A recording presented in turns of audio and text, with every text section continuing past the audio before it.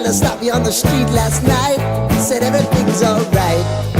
Roller coaster, make it through the day upright.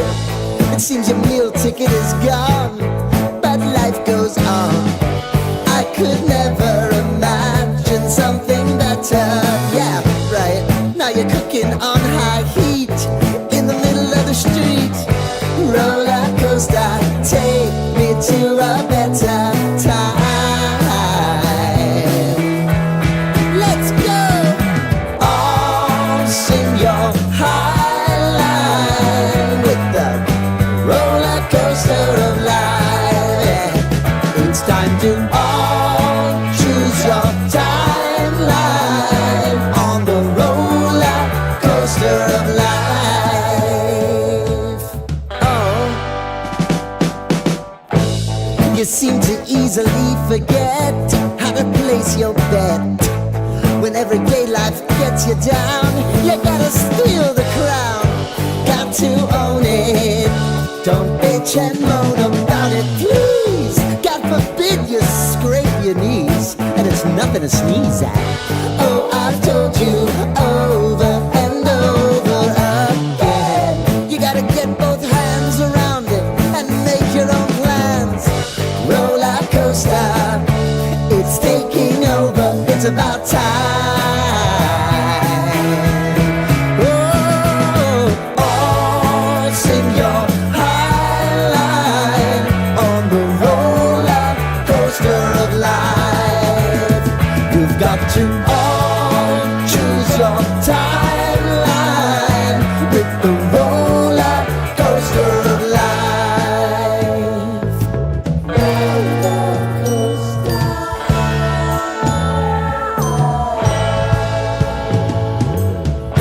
I want to go down the rabbit hole, down the rabbit hole.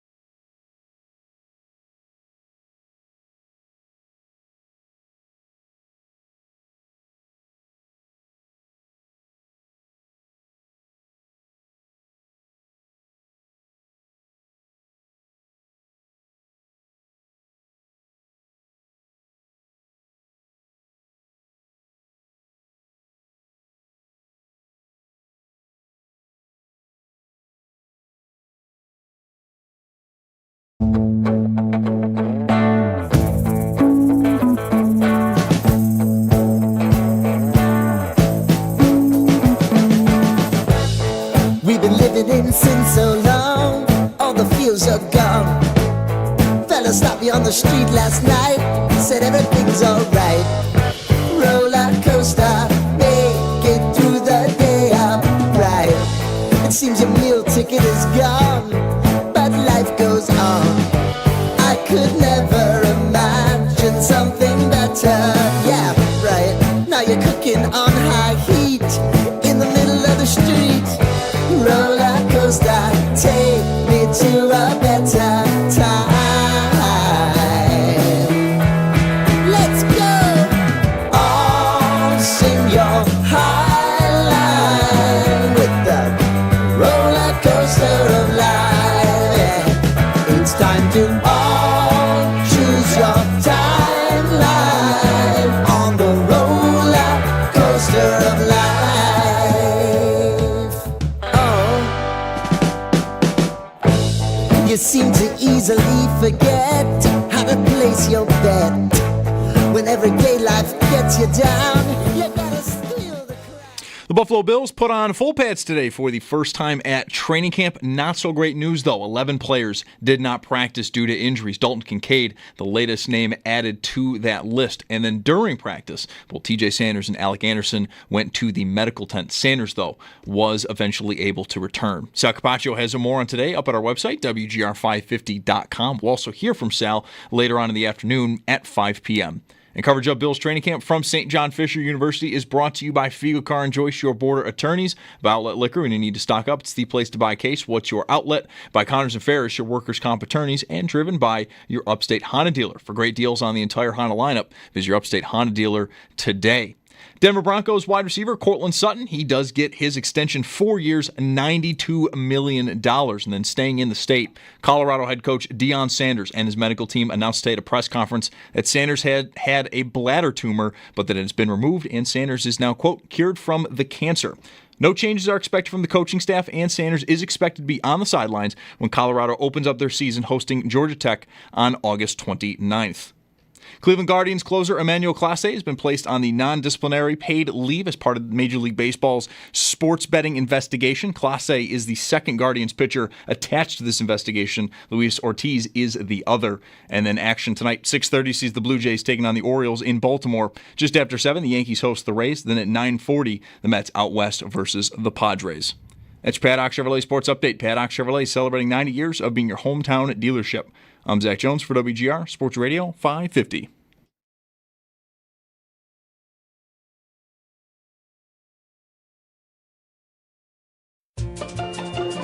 It's Mike Schopp and the Bulldog. If you wrap foil around that, just like the little bit of the base part of the banana where the fruit is, wrap foil around that top and they will last longer. You know, I'm something of a scientist myself. Who needs your bananas to last longer, though? Look, I don't want to go to the store every other day for bananas. They're 8 cents each. What the hell are you talking about? What is going on? You're going to wrap them in foil? They're better when they're just a little green. Yeah. It's Mike Schopp and the Bulldog. Too much work. Not that much trouble. Too much work. Says the guy that's got a spreadsheet with 3,000 fantasy teams. On WGR Sports Radio 550. The base part of the banana. Here we go. Another week is upon us. Did you see it on social media, or did you hear about it another way? What? That it's Monday? Oh, well. That's not surprising. I did not. No, none of that drama unfolded on my timeline, on any of my social channels. My notebook cover has officially ripped off. You held that notebook up on Friday, and it looked. It was late. It was not going to make it much further, I didn't think. I took the notebook to a doctor, and the doctor just wanted to make the notebook very comfortable. Right. Over the weekend, end of life notebook. It was bad. Yeah. I like the page I'm open to, though. Crunchy frosted loops. It's a cereal page. Mm-hmm. That's another. The base part of the banana, crackling loops. Here we go. You have the injury list up? I do. Yeah. Have you yet ranked these injuries by your opinion of their importance? No, I have not. I feel like it's so early that I'm not prepared to be really alarmed about any of it except, okay. Did I rank? No, I didn't rank all of them, but I'm... You got to put the receivers up here. I'm somewhere between troubled and deeply troubled about Samuel and Kincaid showing up on there. Here we go. Kincaid, especially with a recurrence of what was troubling him so much last year. Samuel, I think, is a different thing, but it's still a problem. He couldn't get through the summer healthy last year. It was a toe. Hamstring, I don't know how long that'll linger. But Kincaid, knee soreness. Samuel is hamstring? Yeah. I think that's my least favorite summer injury to hear about. Just like... Yeah. Beischel Tootin, my most owned player in fantasy, has a hamstring issue, injury, nuisance. Concern. Right. Whatever it is. And, Samuel was a toe injury, but, Gabe Davis 2 years ago... Sometimes it just kind of feels like it doesn't go away. Right. And, you need it to go away. I think the word soreness appears all over this list. Yeah, that's what Kincaid is, knee soreness. And that makes me think that the Bills are just being cautious. Sure. Because if you have, I think it sort of fits with the times. Like if you have anything right now, you can skip. It's still July. We really don't need you to push if anything at all is bothering you. So I don't know what pelvic soreness means for the kicker, but like any sort of, I don't think I want to know. Any sort of soreness. Doesn't sound good. It's just like, you know what? You need a day, take a day. We'll see what tomorrow brings. Right. Right? Because it doesn't have to be anything. Hamstring, if a guy's got like a strain already, then, did I say it right? Strain? Yes. Then who knows? Like that can be soft tissue stuff. Yeah. Would scare me a little bit. But your knee is sore. Yeah. There are 9 guys listed here. 4 of them are hamstring. And that doesn't include more. General soreness. It was just general soreness. So, okay. But Kincaid, knee soreness. Like if you're thinking, what's up with that? I think that's fair. You can actually wonder, like, why are we haven't had pads on yet. And we had a day off. Right. Today was that day. Why are we generally sore? But I just think teams, this team is smart if it wants to just be super careful. It's such a different sports world now. Because you and I were in this room at a time when that would have been like anathema. Like that would have been... You got to get on the field. And players knew that. Right. They knew that they had to be out there to, even like the veterans, to make, an example of it, to show that, to lead. Yeah, I'd love to know how those conversations would have gone in 1999 or 2000 or whatever. What do you mean sore? So, yeah, do you have an injury? No. Just, my legs feel a little tired. What? Why? You wouldn't even. You wouldn't even want to admit it.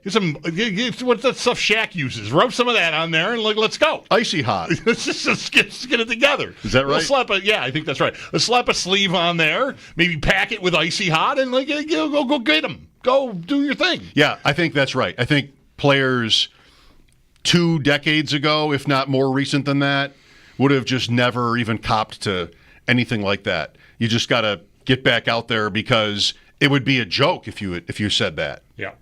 And now I think they all know that how it works, They all know how it works. And anything that isn't right this early on, I think players now know that they can and are encouraged to sit out. Especially if you're a player who there isn't any real question. The only question about you playing regular snaps, starting snaps, is whether you're healthy or not, right? There are guys here, Shavers isn't in that group, Prather is not in that group, even Dorian Williams is in that group. The rest of these guys are all, Moore might be the one who's maybe most vulnerable, I would say, to missing time and having it be a problem. And Chenault, but yes. Sure. Yeah, he's not on the list because he was back today. I'm looking at today's list. So, yeah. But yeah, no, same thing. Like that's a guy to me, like, I don't know if Zach Davidson's knees felt exactly the same as Dalton Kincaid's knees. I'll bet he's finding a way to go out there and practice because I think anyway. I mean, I don't want to make assumptions, and I'm not being harsh toward the guys who are sitting out.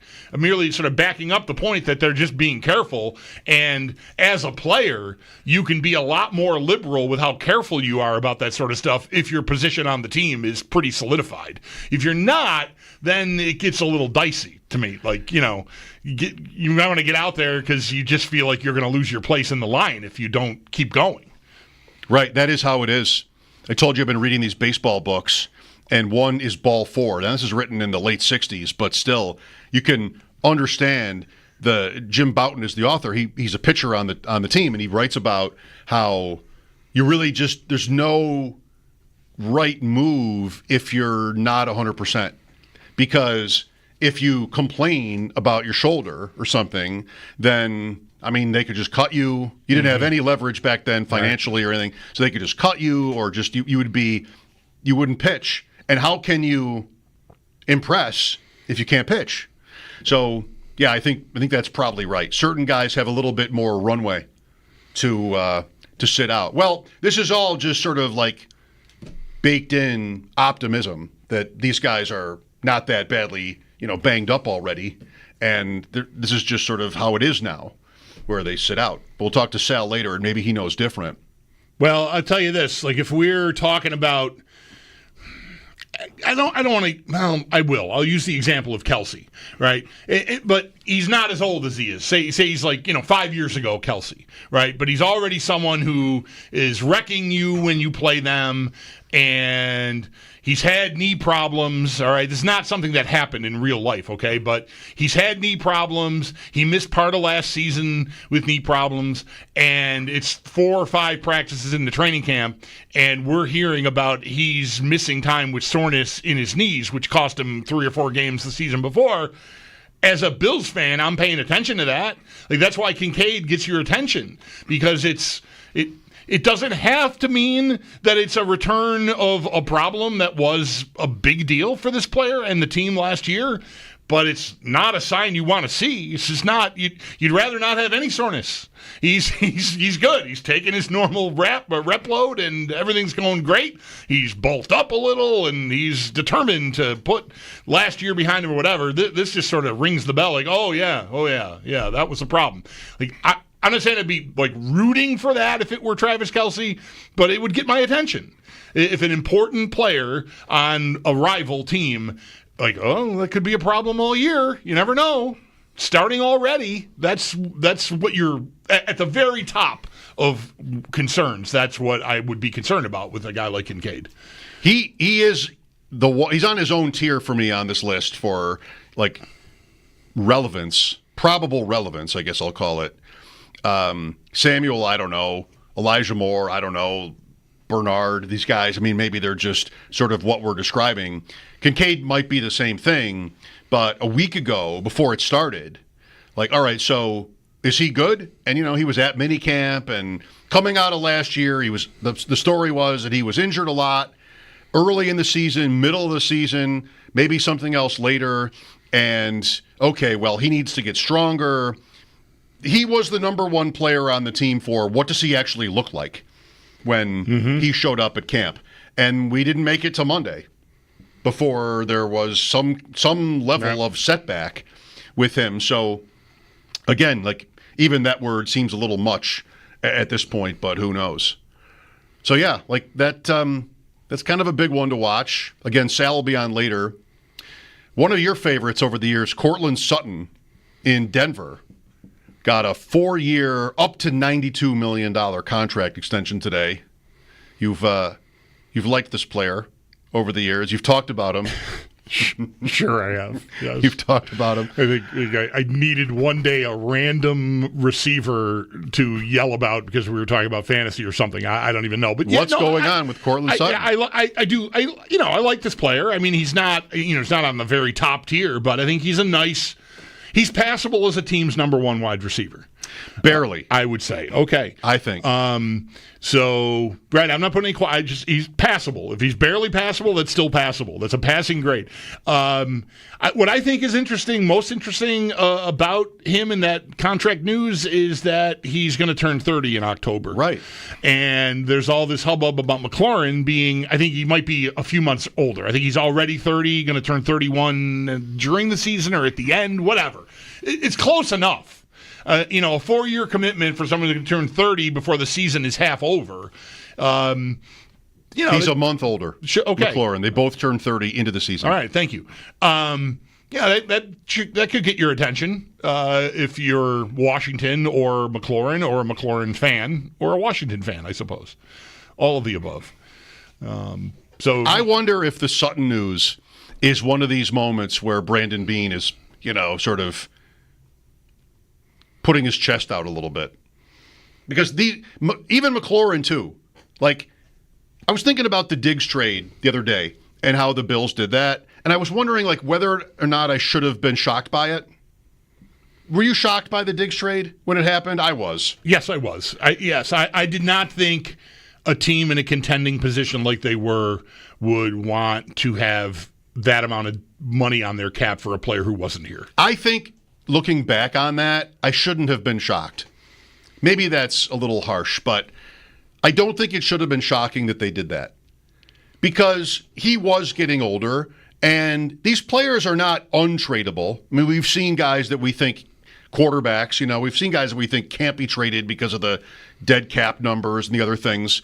Still, Russell Wilson, right, at his turn when he went to Denver, get moved. So it shouldn't have been seen as impossible. And we did talk about, and not everybody wanted to talk about this either, but sort of the bad signs with him. On the field, his gestures, and really most importantly, production. Like, the production just was not there. They lose the game at home to the Chiefs, and Allen goes 6 for 9 on that drive, 6 for 6 to everybody else. 0 for 3 to Diggs. And that's how the season ends. Like, it probably should not have been that incredible. I mean, we probably have talked about this at length, but I wonder how much the return. I mean, the return mattered, but were they?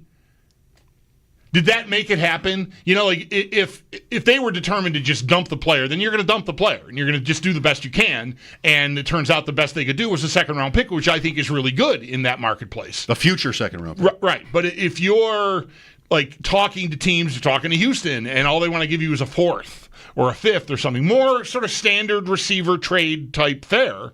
I wonder if they do the deal. Was it we're exiling this guy no matter what, or a second-round pick in this marketplace, that's good. I think I got to do this.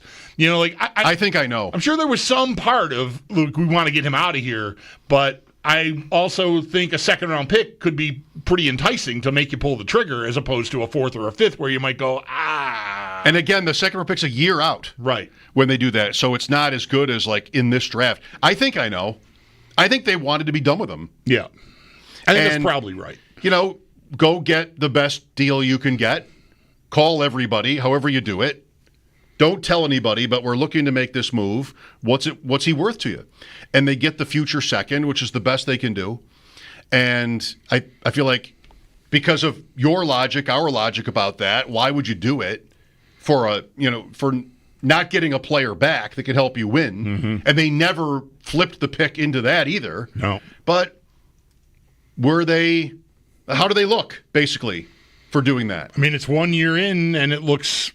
They look fine. It's even better than fine. They had a historic year offensively. Right. So, Beane can, I think, puff his chest out. Now they got to go do it again without that guy. And we'll see if that guy's here and emerges, and it becomes a thing where this developing situation, the Bills have got a new number one wideout, or if we just go through the year with Shakir having 70 catches and then 6 other guys having 30. Yeah, that's right. Because that's kind of what last year was. The point is about Sutton. I don't know. It doesn't really matter whether we think about whether we were shocked by the Diggs trade or not, but it was, it was a calculated, controversial decision that they made to get rid of him. And so far, this is why he was so defensive about it at the draft. Like, what am I missing? This is kind of Bean, right? Like, what am I missing? We had a great year. We scored like crazy. And what is this now? I don't have good enough receivers. Plus, I added Joshua Palmer. I think if Bean is really of that mind, this is sort of shaped by my opinion of Sutton. He's okay. This is what he's telling you. Of course, I'm not quoting him, but I bet he's thrilled to not be boxed into a decision like that and to not have to be Washington right now, where he's boxed in. They're boxed in on McLaurin. What are they going to do? I mean, like you laid it out. He'll be 30 also. He's like James Cook coming off this big touchdown year. He's good, but he's not Jamar Chase. I mean, he's not one of these guys. Right. We talk about, you and I, WGR, most fans, we talk about most people around the league, that wide receiver is just huge, and that's not wrong. But you also don't want to pay somebody that isn't great like he's great. And I think that's this, and I think that's probably Washington. I mean, obviously, NFL teams can get away with that because there are so many other position groups and other ways to, get through it when it comes to the salary cap. I don't know.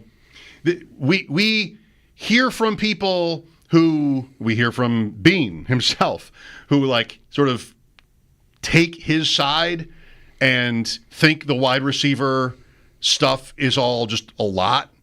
But he does have scoreboard on this. Unless you want to make it about the playoffs, and that we've done that. We can do that. I feel like he's probably really, he was never going to end up having to decide on how much to pay Courtland Sutton. It was never his player. But relieved that he doesn't have this right now. And we talk about Cook and running back all the time for the next deal. And will he even, you've thought no. I've thought yes. That will he give Cook a next contract? Would he even do it at all? Something that Cook would agree to. Hasn't happened yet. So running back is he's shown that he won't do that.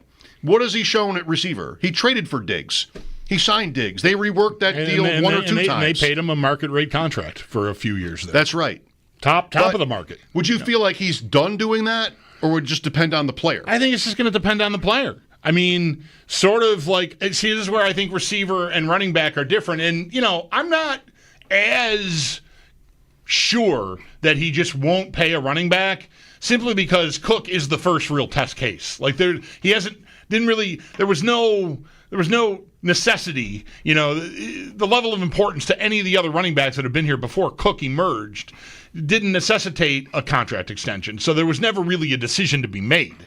And, that's fine. The decision kind of makes itself, and you've got a ready-made replacement. That's a part of the decision-making, and that might, Davis might be a clue in that they got him when they did, and they're at least covered to some extent if Cook were to, get upset and not show up, which obviously has not happened, or just leave after the year. They've got a guy already in-house.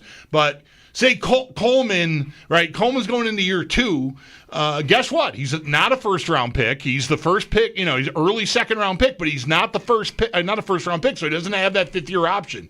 So he goes through this year. Let's say he really steps up and catches 70 balls and 8 touchdowns or something. He has a really good year.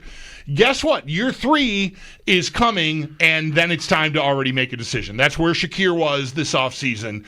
And then what do you do? Has another year like that, maybe even another step forward, right? Becomes someone who looks like he could be your leading receiver, or maybe even is your leading receiver when you put it all. Maybe doesn't have the more receptions than Shakir, but yards per attempt, yards per target, touchdowns, whatever. He's the guy. I think you absolutely will pay him when it's time. But I think running back is still different. I think isn't that really the question that I think Jeremy was setting up when Bean came on? I think the last thing he said to Sal was, I'm curious about whether or not the Bills and Brandon Bean prioritize receiver like the rest of the league does. Right. Or something to that effect. I think he will. The Diggs thing, the first part of that, not the divesting yourself of him, but getting him, paying him, keeping him, I think tells you that. But now that Allen is made, I still think you would pay a guy like Coleman. If he bursts out, then you're going to want to keep him around, I think. Yeah, a lot rides on him. And Kincaid, too. The 2 early draft picks. First pick the Bills made the previous 2 years, of course. This year they went defense. 803-0550 to join us. Lots to talk about with the Bills as they're into their second week of camp. Several players are injured. Again, Sal Capacio will join us later to break some of that down. Do they have, this is a different question mostly, but do they have the offense they want? Some of it is out of necessity. You can't just go add anybody you want. But Kincaid being out, Moore and Samuel also being out, at least for one day, bring this to mind.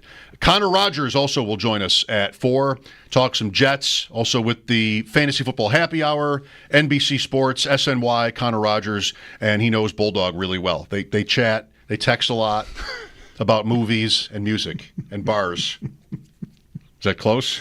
It's kind of right. We have texted about all of those things. It's not a frequent thing that happens, but I was in touch with him last week because this movie premiere I went to was by a friend of his. You and your fantasy analysts. Yep. Well, of course you would be texting with him. My phone overflows with fantasy analysts. Yes. Is round 9 too early to draft Cam Scattaboo?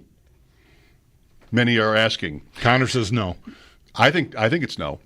Mike Schopp and the Bulldog here. We'd love to hear from you. Talk about camp and how things are going for the Bills, what the season will look like when we get there. This is WGR.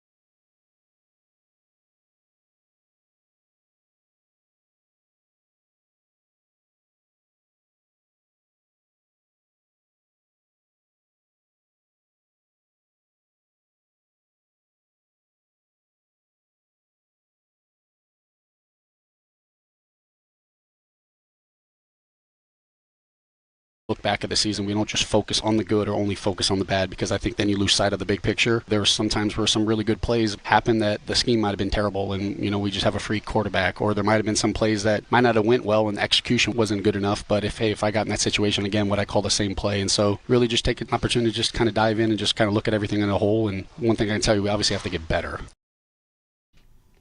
Joe Brady on WGR this morning. I can't ever do anything with his quotes. It's very Derek Jeter to me. Everything is kind of exactly what you would write for him, which I guess means he's doing it well. Yeah, I think so. Yeah, he's a head coach in waiting.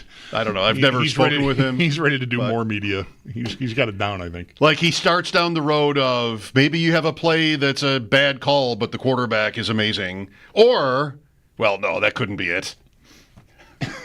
Maybe there's a great call and the quarterback blows it. He can't. He starts down that logical progression there. It's like, I don't want to say that like that, right? I don't want to say that. I don't leave my name on that. It could never be anybody else's fault but mine. Let me just have you know. Mike Schopp and the Bulldog here. Connor Rogers, Sal Capacio today. Tampa hit 100 degrees yesterday. I saw that. I didn't know that Tampa had never hit 100 until today. But that was true, meaning that Buffalo, I believe I read from Patrick Hammer, is the only mid-major city 100,000 population or more that has never had a recorded temperature of 100 degrees in the mainland, lower 48, right? Not Hawaii or Alaska. There's Honolulu and there's maybe Anchorage, but we saw the same thing. Yes, but Tampa was on this list until yesterday. And Bulldog, if you don't know, he's a gambler. You might not know that he had a bet recently on whether Buffalo would hit 100, and you lost that bet. I did, and you're not willing to make it again. You're not game for another kick at that. No, this is not like the Tage Thompson hat trick bet where you just keep going at it until doesn't pay well enough. It's just not. The odds aren't going to be. So I'm not. And I also I rushed it a few years ago. I don't know if on average it's getting warmer, but it's notable that Buffalo's now the only city that meets that criteria that hasn't had a 100-degree day, and now might be a good time to make a 100-degree bet. Oh, it might be the best time. By September of 27, we're going to get 100 degrees. Oh, well, who's taking that action? I don't know. That's kind of what it was the last time. It was like a year and a half or two, like almost 2 years of runway that I got, and by September of 23 maybe, it was over. Like I did not win the bet. We didn't get there. You and Joe. Me and Joe, Sneaky Joe. Yeah, Joe, that guy knows what he's doing. Sneaky Joe. So that means Rochester has had 100? I don't know. I guess Rochester would be big enough where they don't have the water. Right. The water is keeping us cool. Can't you tell? Have you been outside today? Isn't it so cool? The water is saving us from just the hottest of hot. Speaking of hot, the Blue Jays, Bulldog, they finally lost one. They did lose one yesterday, right? Yeah, they got whooped. The air came out of the balloon yesterday. But they have the best record in baseball, even with their loss yesterday. There are 6 or 7 other teams that are like right within a couple of games. Right. But come on. That's pretty good. I did not see that coming when the I didn't either. Then it sort of felt like this idea of that team, their window was already. They of course committed to Guerrero, but Bichette and who's the other hot shot? Biggio, right? He's long gone. He's long gone. Okay. But they had this group that they were ready to go take the league by storm, and it really didn't happen. It's kind of happening now. Alek Manoah, who looked like he might be an ace, and then he just kind of fell apart. He's not there. Santander, their big free agent signing, he's not there, injured. Dalton Varsho, nice young player that they got in a trade, he's not there. It wasn't supposed to, I think, be this. Right. And Guerrero, remember, that was not going to happen. That's right. The contract was not going to happen. Once they got to spring training or opening day or whatever it was like, we're done. We've reached the finish line, and he had said that was the case, but the team enticed him, and they got there. Bichette was coming off a bad year. and his quality was in question coming into this year, but he had some big hits in Detroit. Has Springer been healthy? That probably helps a lot because since he got there, I feel like he's almost always been in and out of the lineup. He's been great. Yeah. Like he has been a huge part of their hot streak here. So they got to 6.5, and Judge is hurt for the Yankees. So they got to 6.5 up on the Yankees. They lost a game then, though, yesterday, losing to Detroit, and the Yankees beat Philadelphia. So it's 5.5. The Jays they have the Orioles. I'm not sure where the game is, but they have the Orioles for a series coming up here. And I think the Yankees have Tampa. So that's very cool. Back to Tampa, full circle, 100 degrees. Mm-hmm. Ah, yes, I see. That series is in Baltimore. Jays at Baltimore tonight. 6:30 something tonight. Yep. Game 1. Yep. The news around the NFL. So we've talked about the Bills here already, and will again. A pretty long list of guys who are sitting out practice. Hard to know how severe any or all these injuries are. Maybe most are just not a big deal. I think one injury right now in the league that is a big deal is Joe Mixon in Houston. I heard walking boot. Yeah, maybe. That went from the kind of injury like some of these that teams have. Christian McCaffrey last year actually was another one where it's like not a big deal. Just being safe, right? Just playing. That's right. Just playing it safe. And then the reports over the weekend on Mixon were, we're going to revisit this come the regular season. I didn't read a lot of details, but was the word chronic used? I wonder if it's just chronic problems with something or other. I'm sorry, I don't mean to be putting that on this. I don't know if that's included, but that's always alarming when you get down into that territory. It's yikes. Well, when you ever go water skiing and you get on the skis and you sort of you get the rope and you're just kind of ready to go, and then you yell, "Hit it!" And the boat just the Mixon injury just was the driver of the boat throttling things up. But that's what happened with this one. It was just sort of calm and maybe nothing, and then all right. So now we're looking at maybe lost time for Joe Mixon, a player you've enjoyed for many years. Another of your favorites, Matthew Stafford, is interesting right now. I do like Matthew Stafford for real. I don't care about Joe Mixon. I've never one time felt anything about Joe Mixon. I've also never water skied, and I think that probably that's going to be safely. No, I don't. I do not envision a scenario where let me try that now. When I'm at my least peak physical, but no, you're not at your least peak physical. I'm not ready to try something that requires balance and athleticism that I've never tried before. I'll just get on the tube then. Yeah, that's doable. I think I'll be driving a boat this weekend. Anyone can do that. Well, good luck with that. I'm going to need it. I hope to drive a boat at some point this summer. We've got a boat that's in the water that I've not been on yet. So I don't know. And the weekends are they're already spoken for. It's just already, we're almost through July. What am I doing here? Let's get on the boat. But, right. It's almost August. Opportunities have been scarce. So Friday is August. Mixon, so Houston has Nick Chubb and the rookie Woody Marks, who went as Woody for Halloween 7 years in a row. Right. That's why he goes by the nickname. His name is Jaquavion, but he goes by Woody because he loves Woody, or at least did, from Toy Story. Matthew Stafford isn't right. His back is bothering him? And he's old. Yeah. That's what happens to... He probably is not going to. I don't know if he's ever water skied, but now probably isn't a time for him to take up water skiing. Today would not be the day. No, don't do that, Matthew Stafford. That's right.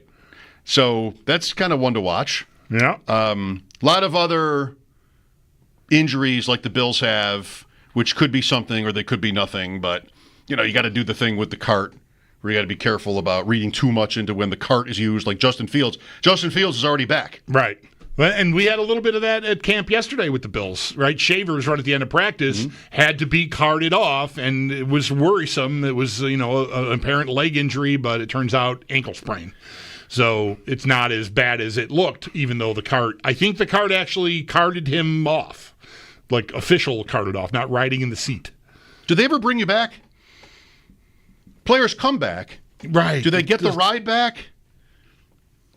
I think if guys go all the way to the locker room during practice, and then there's enough time left in practice, I think they would get a ride. Because it's a long walk. Underneath those bleachers all the way back to where the Fisher gym is, past the other field. Right. Toward up the stairs to the dorms and the cafeteria. I don't know. I mean, I can't say I remember a specific example of a guy being carted back out to practice, but I'll bet it's happened. Do you have to call for it? It's like an Uber. Like, is there a cart that's just waiting for anybody who's ready to get back out there? I don't know. Did you see Jermaine Burton practice today for Cincinnati? I didn't see today, but I've seen highlights of him already here just early in camp. I feel like, I don't want to say every time he makes a play, but like he's been a bit of a curiosity, a lot of talent, but kind of a head case. So I feel like people who cover the Bengals, if he does something, they want you to know it. Yep, I think so. He has a towel. You know, guys wear a towel in the front of their pants or even in the back. There's a highlight of Jermaine Burton running a route in the end zone for Cincinnati, and it looks like he has a beach towel hanging out of the back of his pants. Like, it's huge.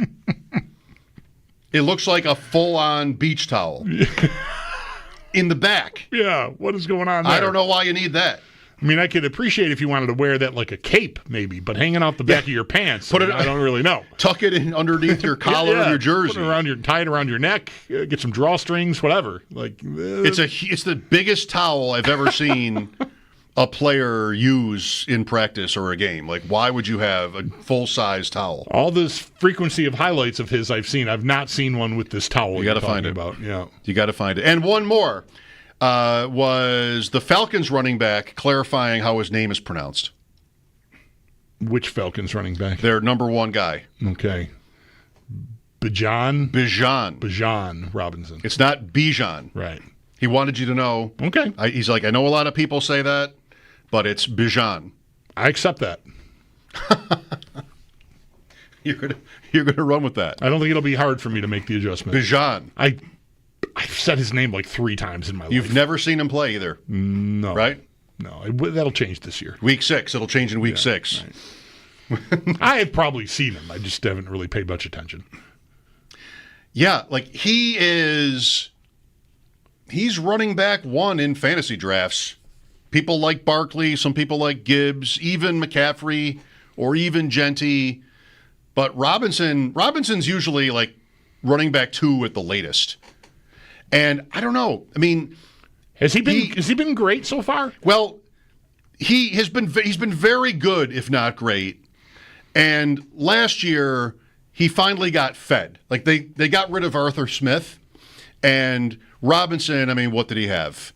365 touches, 1,887 scrimmage yards. They were not like a relevant team, but that's a pretty great year. Yeah, that's a big year. Yeah. Barkley got all the headlines, 2,000 yards, Super Bowl winner. Is it like what? And then Henry. I'm going to just guess. I haven't looked at his stats. 400 of that receiving, and the rest is rushing. Yeah.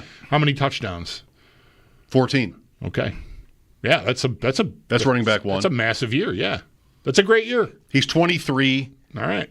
So you could buy that as a first overall pick or first running back picked in fantasy. Sure. For some reason, it's a little hard for me because it's the Falcons. I do it. Yeah. I know that that's a dumb reason, so I still do it. But I think it's a little bit your thing. Like you don't watch the player. Yeah. I think maybe they're going to be real good. Well, I think that could happen. They did make a terrible trade in the draft for a second edge rusher. Mm-hmm. They traded next year's 1 and more to get the Rams pick, and then added they drafted 2 edge guys. Right. Edge guys.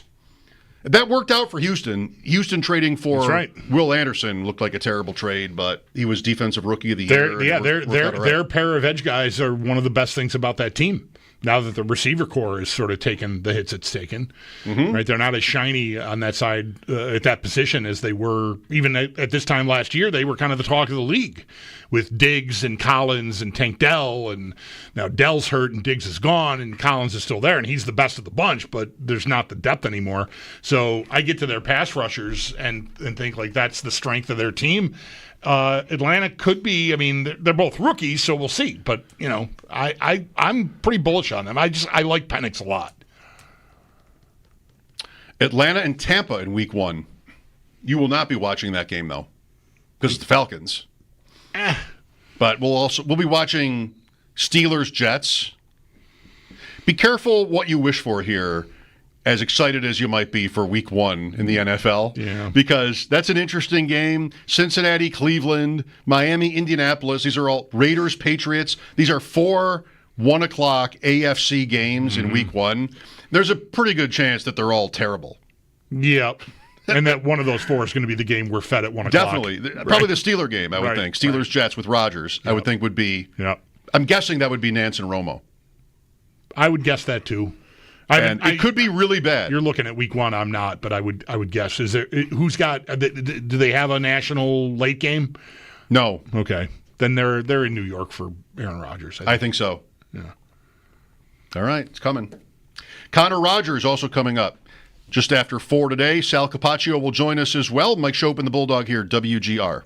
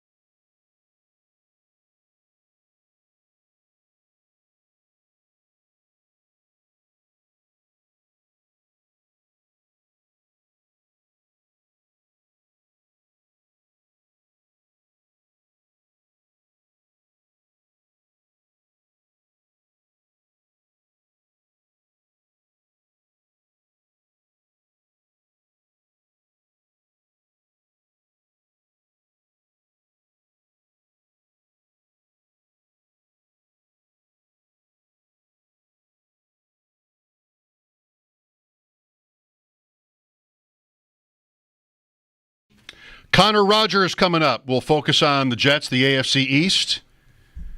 That'll be in about 10 minutes. Sal Capacio later as well. I was just doing my, time killer kind of thing last night. Old Super Bowls, Bulldog. Mm-hmm. You know that I love that. I watched some of the Met game, but otherwise, this is what I did. Yeah, I watched a bunch of the Met game. I watched the Yankees earlier in the day, too. They won. It's in baseball. The golf was not that exciting, so I turned that off. Super Bowl 6. Okay. Dallas 24, Miami 3. And Dallas, it was said on this NFL Films presentation, I've watched it many times, set the then Super Bowl record for rushing yards. What's a Super Bowl record when it's Super Bowl 6? Right? Everything that happened in Super Bowl 1 was a record. Right. So, still, 252 rushing yards. And I thought, I wonder how many times that's been broken, if at all. Like, how many, is that still the record? Or how many yards was it rushing? 252. As a team, okay. On 48 carries. The team that has the record did it on 40. Went 40 for 280. You'll guess it. It's the Washington team that clobbered Denver. Yes. That big second quarter from Doug Williams. But Timmy Smith. Timmy Smith went for over 200 himself, right? I think so. That is still the Super Bowl record for rushing yards in a game by a team and maybe also by an individual. Second is also Washington against Miami in Super Bowl 17. Riggins. Okay. Third is the 76 Raiders against Minnesota. And then this Dallas performance is fourth. The Bills come in 16th for Super Bowl 25. 166 rushing yards, which is not the most ever in a loss, but it's the second most. Right? You run like that. Remember the Thurman stat every week? Yep. When he hits 100 yards, the Bills always win, but nobody thought to, discuss whether that might have been the result more than the cause. Mm-hmm, mm-hmm. But the Bills are second all time. The Giants had more than they did in that game, 172. But the most rushing yards in a Super Bowl defeat is the Kaepernick 49ers. Ravens, right. To the Ravens, 182. That Super Bowl 6, was that in the Orange Bowl? I think it was in New Orleans. Okay. Because no team had ever played at home until the Rams. In my head, I feel like I could see like the SI cover from that Super Bowl, and it felt like that was the Orange Bowl. But it was sunny. I'm mistaken. Yeah, okay. I think New Orleans. All right. Tulane Stadium, I want to say. Not positive. Right. Not Miami. That is also where, is it Super Bowl 9? Minnesota and Pittsburgh? Yes. What number is that? That's Tulane Correct. Stadium as well, right? That's right. All right. I did not know that there was another Super Bowl there, but you're telling me that there was. Yes. All right, good to know. I think maybe another one before that, but I'm not positive of that. Maybe number four in New Orleans. They've had a lot. Yeah. Guess New Orleans if you never know. If you're stumped, somebody asks you. Safe guess. New Orleans or Miami is a safe guess. Connor Rogers next here on WGR.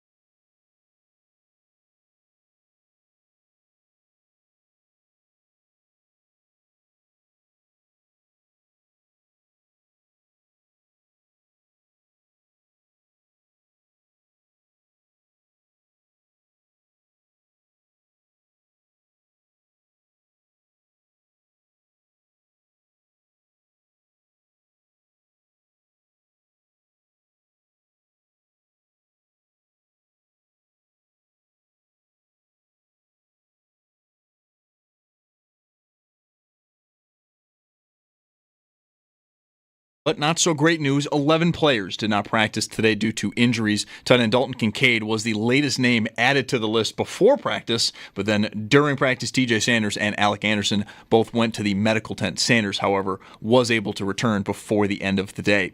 Sal Capacio has more up at our website, WGR550.com. We'll also hear from Sal later on in the afternoon at 5 p.m. And coverage of Bills training camp from St. John Fisher University is brought to you by Figo Car and Joy, Short Border Attorneys. By Outlet Liquor, when you need to stock up, it's the place to buy a case. What's your outlet? By Connors and Ferris, your workers' comp attorneys, and driven by your Upstate Honda dealers for great deals on the entire Honda lineup. Visit your Upstate Honda dealer today. Denver Broncos wide receiver Courtland Sutton gets his extension, 4 years, $92 million. And then staying in the state, Colorado head coach Deion Sanders and his medical team announced today at a press conference that Sanders had a bladder tumor, but that it has been removed, and Sanders is now, quote, cured from the cancer. No changes are expected from the coaching staff, and Sanders is expected to be on the sidelines when Colorado opens up their season at home against Georgia Tech on August 29th. Guardians closer Emmanuel Clase has been placed on the non-disciplinary paid leave as part of the Major League Baseball sporting investigation. Clase is the second Guardians pitcher attached to that investigation. Luis Ortiz is the other. And then some baseball action tonight. 6:30 sees the Blue Jays take on the Orioles in Baltimore. Just after 7, the Yankees host the Rays. Then at 9:40, the Mets are out west to take on the Padres. That's your Paddock Chevrolet Sports Update. Paddock Chevrolet celebrating 90 years of being your hometown dealership. I'm Zach Jones for WGR Sports Radio 550.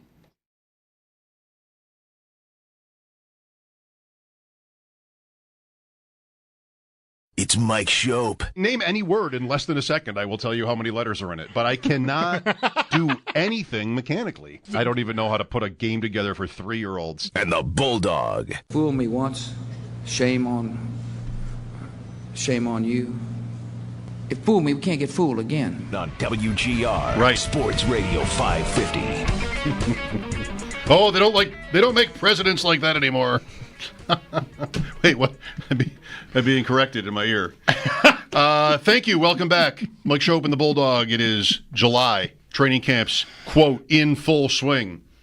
The Bills have a lengthy injury list.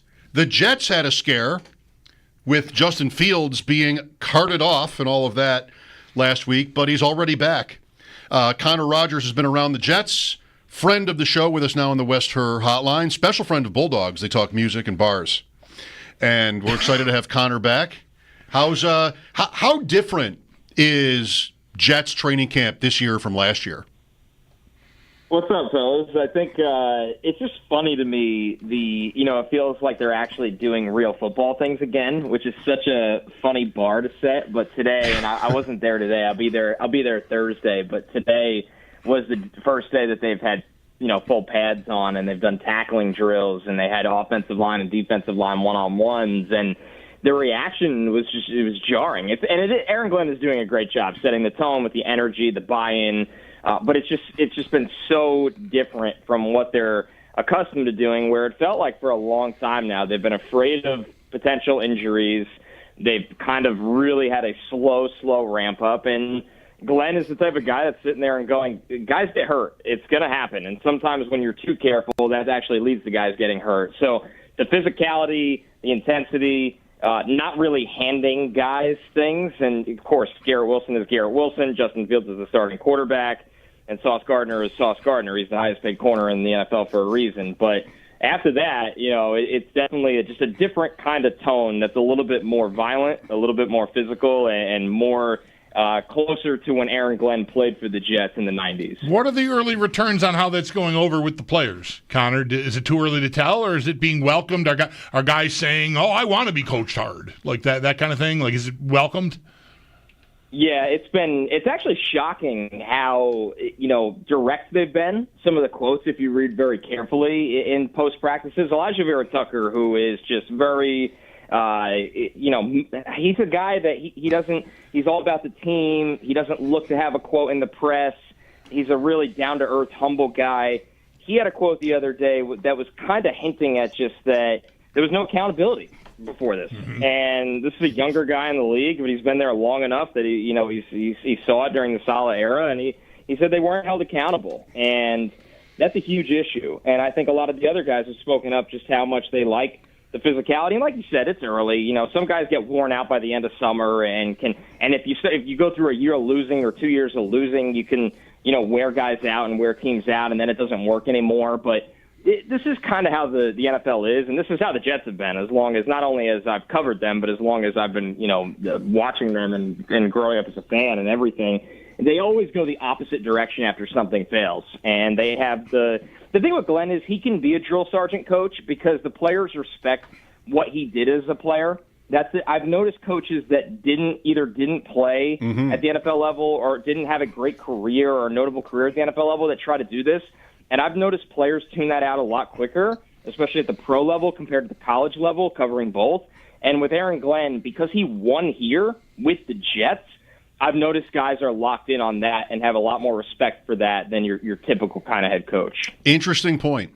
Bulldog, is there any one coach you're thinking of right now for this? There is one that I'm thinking of right now for this. A perfect example of what he's saying. That's the opposite of Glenn? Greg Williams. Okay. So Wade Phillips was, you know, kind of laid back, and maybe guys got away with a lot. They won, but that time ran out on that. And just like Connor is saying, you know, a lot of sports teams operate this way. They go the opposite direction. So they brought in Greg Williams, who was like super serious about rules, and that was a veteran team, and they laughed at him. Right. You know, he did not have the playing clout that you're saying, Connor, that Glenn has. Yeah, and I think another thing, too, is that core, like I brought up Elijah Vera Tucker, guys that are in that core where they're young enough that they're entering their primes, or they're in the direct part of their primes. They all, and Quinn Williams is another example of that, even though he's been here a little longer. They are so tired of losing, they will do literally anything to break that trend. They are just disgusted. And the thing is, a lot of them won at a high level at college. Quinn Williams played for Nick Saban's Alabama teams. Garrett Wilson was on Ohio State. Even Sauce Gardner was a part of a rise for a Cincinnati program that was incredibly impressive and went really, really far and punched above their weight for many years that he was there. So, you know, and Vera Tucker from USC, like, these guys have won at high levels of football, and they're just tired of it's one thing to not win a Super Bowl or not even make the playoffs. It's another thing to be laughed at and told things are going to be different year after year, and they never are.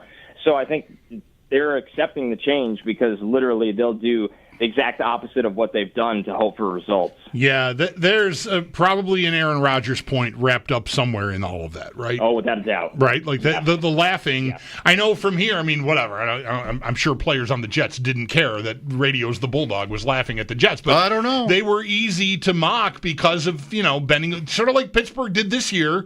Like, we're going to just, you know, we'll wait, we'll leave the light on, we're fine, no, we're here, no, we're good, you good, we're good. You know, the Jets were kind of the same thing to get Rodgers in there in the first place.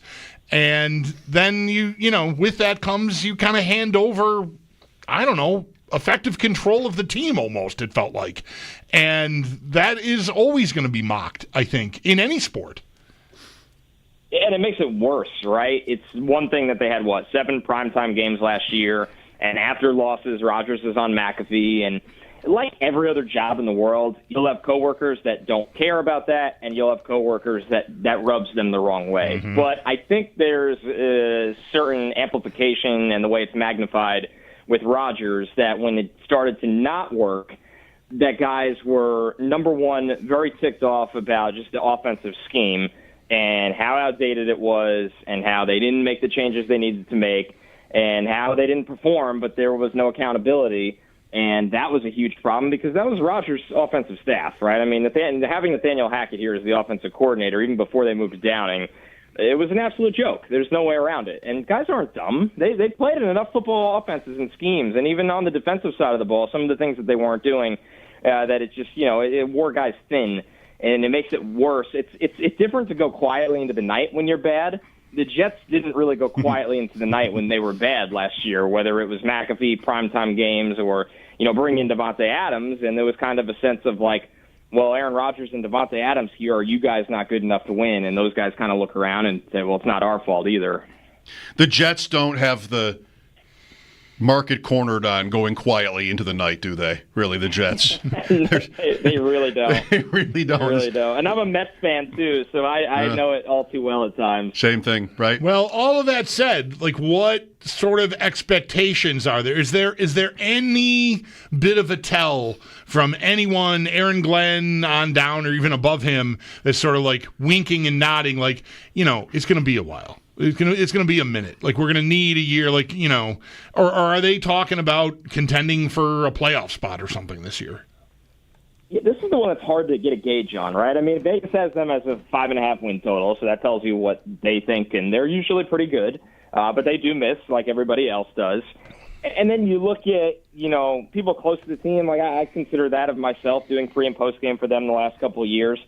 I don't think they're that poor of a team because they were just so poorly coached that people are failing to realize this roster has talent. But I don't think they're a playoff team. I think they're closer to that 6-7, hey, a kick went right for you, you won 8 games kind of team. I would really land in the middle there at 7 wins. And then internally, you don't get that vibe from them at all, that they don't obviously think they're as low as the Vegas win total or what I think or what anyone else thinks, where they look at it and go, we have pieces. The difference is, I think, for them, they think they can win with Fields. And that's why they went and got him, right? And they didn't do anything egregious to get him. They didn't trade any assets. The contract isn't crazy. But they still went out, and that was their choice. They said, they could have sat there and said, we believe in Jackson Dart or Shedeur Sanders or Tyler Shuck as the future, or maybe even traded 1 million first-round picks and somehow got up for Cam Moore. They didn't want to do that. They didn't believe in that draft. So I think at the end of the day, Glenn understand, like, his mentor is Parcells, and he talks to him all the time. And Parcells understood how things take time and what you have to get out of a building and what you have to bring into it, where I think there's a realization internally that they'll never admit that this thing is going to take a little while. But I think they truly do believe they're better than what the general perception of what they are, and that's a bottom 5 team in the league right now is how they're viewed. With Connor Rogers, Mike Schopp, and the Bulldog here. So further on Fields and the credibility of this idea, you're saying, I think, that the players at large believe in him well enough. Like, it's a credible enough idea, especially, I think, I would say, considering what their alternatives were. It works. It works better, I think, in that light. Let's hear more about that. Plus, we had Fields go down last week. And I wonder, Connor, how you felt or how you think most of people in and around the Jets felt about what would happen if they lost him. I like Fields, a little bit above consensus, I would say. And you and I are fantasy players, and we love him for fantasy because of the running. But, he has a lot of detractors. And Tyrod Taylor was here for a long time and is, pretty good for a backup, I would say. I wonder what it felt like last week. Yeah, I think that, obviously there's high-level concern when you see a guy ride off in the car. Now, it's interesting how those things are that message is sent out from the national media. It made it sound like he was carted off rather than riding in the car so you don't walk with a dislocated toe a mile to the indoors. But that's a whole other conversation. This team really loves Tyrod Taylor, and obviously they were never going to make that move when Rodgers was struggling and hurt last year because of who Rodgers is. But I know there's a respect level and a thought that you can get by with Tyrod Taylor, where the question would be, Tyrod's a guy that gets hurt a lot, so then what is your depth? Because that's it. It's those two guys and then an undrafted free agent and Brady Cook. But they survived the worst, or they didn't have the worst-case scenario. It's a dislocated toe. Fields is right now is going to be fine for the season. He was back in 11-on-11s today. He's practicing essentially in full. So they like their quarterback depth chart to do enough. My biggest thing with the Jets is, the thing with Fields is you obviously, and you don't want this for a lot of quarterbacks, but definitely for him, their run defense was really, really poor last year. And I didn't think they did a lot to upgrade it, which to me said, one, they're building this slow, and then two, that they think coaching can get more out of this front. I'm a little skeptical of how much more they can get out of this front. If you can't stop the run and you find yourself playing from behind, and that puts Justin Fields in a really, really bad spot. So that's going to be the big test for me, I think, with the Jets, is they have to prove they can be competitive against the run to set Fields up for success. Because if you have no possession and you're down 14-17-0, and you have to have Fields drop back 1 million times to win you games, that's not the right formula. And they're going to have to prove everybody this unit is different against the run. Right. And so he's back, and The division, Connor, of course, we're talking about that a lot. The idea of the Jets beating expectations. The AFC East has a pretty playable schedule this year, up and down, with the NFC South. New England might have the most favorable schedule of the group. I wonder, we've been asking this question because the Bills are the heaviest favorite in the league to win their division, and it would be 6 in a row. And I don't know, maybe this is the Buffalo in me, but that's a little bit unsettling to me. Like, I'm not always comfortable in the chair being the favorite. And it just sounds like people are looking at it like an afterthought that they'll win. Do you hear the same? Do you feel like that's correct, that that's sort of the consensus here? And are there mistakes being made in trying to predict this division? Well, I mean, it's football, which is always dangerous because one big injury and you feel like everything flips upside down. But I think it's right. I think it's justified that the Bills are that level of favorite because here's how I view the consensus of what I think. I think people don't expect the Jets to be very good this year, which is, fair. Glenn has to prove that.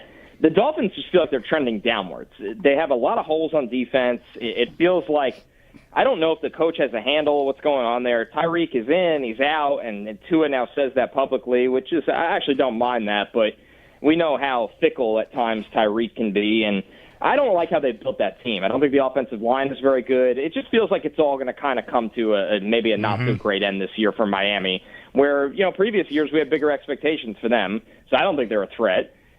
Everybody is wildly high on the Patriots. I understand predicting improvement. I see multiple people thinking they're winning double-digit games, 10, 11. Listen, I like Drake May as much as anybody coming out of college, but I think we got to be a little careful here. I think that offensive line still has a long ways to go, even with a promising rookie in Will Campbell. Vrabel's a good coach, but I think they need some time. I don't think they're going to be bad this year, but I don't see any of those three teams having a shot at winning 10 games. And people will argue against that with the Patriots, but that's why the Bills should be a runaway freight train in this division. They don't even have to be this 13, 14-win juggernaut, even though they're capable of doing that, to win the division. It's just very, very weak this year as these teams are in transition besides Buffalo. Do you think New England is the biggest threat to the Bills in the division? Because I do. I'm with you on Miami. I think Miami is going the wrong way. And like you said a few minutes ago, it's football. We could all be wrong. There's still some good players there, but I just feel like that's unraveling. And the Patriots, along with the Jets, starting over, new coach, respected coach. I mean, Vrabel even more so than Aaron Glenn, a first-timer at the job. They've already got the quarterback in place. I think that's coming, but I'd be surprised if it were more than, say, 10 wins this year. Yeah, that's exactly how I feel. I think with New England, why you could talk yourself into them being the biggest threat, as funny as it is to say that, compared to the Jets and the Dolphins, is the two variables for them, if they go right, it can really, really propel them, and that's Drake May being a star. And it's possible. I still think he'll make too many mistakes this year. We're probably a year or two away from him being that level of quarterback. And I don't think the offensive line will be good enough. I already said that. But the second variable is that, Vrabel can be a top-5 coach in the NFL on any given year, easily. And he's shown that before, where if you get that caliber of coaching from Vrabel and his staff and that kind of leap from Drake May, okay, then those are the Jets don't have the same upside under center at quarterback. I do think Glenn has that level of upside of coaching, but he needs to show it and needs time, so that you can't expect that this year. Mm-hmm. And then the Dolphins, once again, they don't have a ton of upside at quarterback as much as Tua is fine, and they're just not built the right way to win a division, especially this division. So, yeah, I think it's fair to say that about New England, but I just don't see another team besides Buffalo winning 10-plus games. I would be really, really surprised, as much as everybody's kind of starting to trend the other way and getting a little over their skis. Connor, are you drafting Breece Hall a lot like me? I'm not. Okay. I'm not. I'll stop immediately. Now, I did recently in a higher stakes best ball because I wanted to build a different team and go very running back heavy, and the way the board fell, I was totally comfortable taking him there. My concerns with Breece Hall in redraft for sure, and I guess best ball to an extent, but it's just I think his touchdown equity is very volatile this year. I think Fields and Braylon Allen, and that's something you'll hear a lot more of in 2 weeks, trust me, with the way the camp is going, Fields and Braylon Allen are going to steal touchdowns from him. Now, if you're playing PPR, I think Breece could be the second receiver on the team. After Garrett Wilson, this team doesn't have pass catchers where they might be just spamming Brees with short area passes. So in PPR, he could be a machine. But in half-point PPR and standard, I just worry about Fields and Braylon Allen stealing cheap touchdowns from Brees Hall, and that, and I think that's very much on the table right now with the way they're structuring this scheme. Underdog exposure, half point. I'm at 18% Hall, 18% Allen, 22% Fields. I'm still Mr. Jet. The last 2 years, I've been sort of scaring Bulldog, like, the Jets are going to be good. That's the worst, one of my worst predictions. And here I am in fantasy, and Garrett Wilson's going to be up there for me too at receiver. So yeah, I guess I'm in, but it's the Jets. I don't know. Fields, I can't draft enough of. I just think it's weird how low his ADP still is. The Jets don't have to be good. He doesn't have to be great, and he will be a top 10 quarterback, a top 8. Honestly, top 6, would anyone be shocked? He'll run a lot. He did it before. He will score touchdowns. They are, I think, quietly, especially the way they voted on it, I think they want to be a tush-push team, and that goes back to my whole theory of Fields stealing touchdowns. That will end of August, his ADP will change, but it still has not caught up to what I expect. You said you were a fan growing up. What are your first Jet memories? Like, what years did you get in? My dad took me to my first preseason game in the late 90s, and because it was like, back then, the Meadowlands, when you're, just out of a stroller, you're pretty limited on what mom says yes to, and then it kind of ramped up from there. Like, you're not going to Monday Night Football in that Meadowlands. MetLife's a little different right now. Man, I mean, some of those just some really bad years, some really good years. A lot of positive Pennington years is really my earliest memories. And then the better side was when they got Revis and eventually Rex, and I was in high school, and they actually were a pretty formidable team, and they gave the Patriots even some problems back then. That's the better sides. And then it's been a long 15 years without the playoffs. I mean, I'll tell you that right now. And we always say it when I join you. I know you know it on the side with the Sabres, but in football, it just it feels impossible in football. I can't believe we're here. We know it from the Bills. We know it from the Bills, right? Before we knew one another, the Bills were on a 17-year drought themselves, and it just, before Josh Allen got here, seemed like we were never going to be, like Mike used to say, is Al Michaels ever going to call another Bills game? Is he ever coming back? Is he ever coming to Buffalo? And he did. It's funny. We have the same running jokes all the time. There used to be a Sunday Night Football running joke with Jet fans all the time too, and and then we got our wish, and we got our wish with an Aaron Rodgers appearance in it. Yeah. That didn't work out so well either. So I don't know when it's going to turn, but it goes to show you when you get the quarterback. And the Bills have done. It's funny, the perception of the Bills, like, that's helped a lot, but they've done a lot of things right during that time, as you guys know. But having Allen. Having a superhero, I mean, that definitely changes things for the sustainability. Boiling down Connor's entry point to Jets fandom, post Johnny Lamb Jones. That's what we can say. It was post Johnny Lamb. The 81 wild card is one of my first Bills memories, and that was a great game at Shea. But, that's going way back, I guess. Thank you, Connor, for your time as always. Great, guys. Always talking to you. I really appreciate you having me, and we'll catch up soon. Great. Thanks again. Hope so. All right.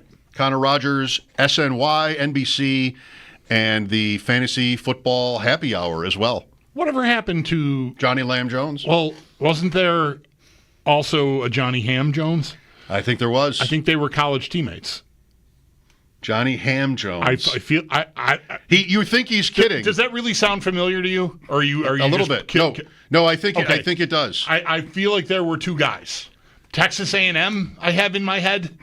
I don't know if that's right, but that's what I have in my head. There were two of them, and I don't know. We are efforting to find out. Okay, all right, good. we may need the break for that. Wesley Walker, who was blind in one eye, made a lot of plays. Yeah.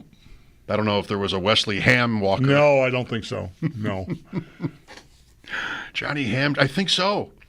This is a stumper. They maybe both were borderline Olympians, even maybe. Like sprinting or hurdles or something. I just remember Johnny Lamb Jones. I just remember there being a ham and a lamb. A ham and a lamb. LAM. No B. Right. Johnny Lamb Jones. LAM. A nickname. 803-0550. Sal at 5. Lines are open for you. Mike Schopp and the Bulldog. WGR.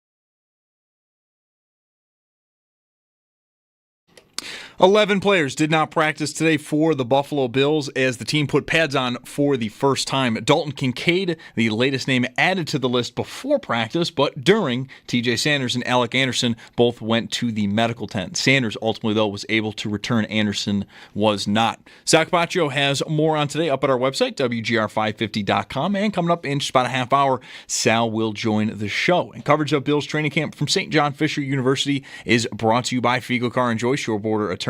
Buy Outlet Liquor when you need to stock up. It's the place to buy a case. What's your outlet? By Connors and Ferris, your workers' comp attorney, and driven by your Upstate Honda dealers. For great deals on the entire Honda lineup, visit your Upstate Honda dealer today. Broncos hand out a large extension to wide receiver Courtland Sutton, 4-year, $92 million. The Titans, though, have released one of their wide receivers, Treylon Burks. Burks did fracture his collarbone over the weekend. And then Cleveland Guardians closer Emmanuel Clase has been placed on the non-disciplinary paid leave as part of Major League Baseball's sports betting investigation. Clase is the second Guardians pitcher attached to this investigation. Luis Ortiz is the other. It's Paddock Chevrolet Sports Headlines. Paddock Chevrolet celebrating 90 years of being your hometown dealership. I'm Zach Jones for WGR Sports Radio 550.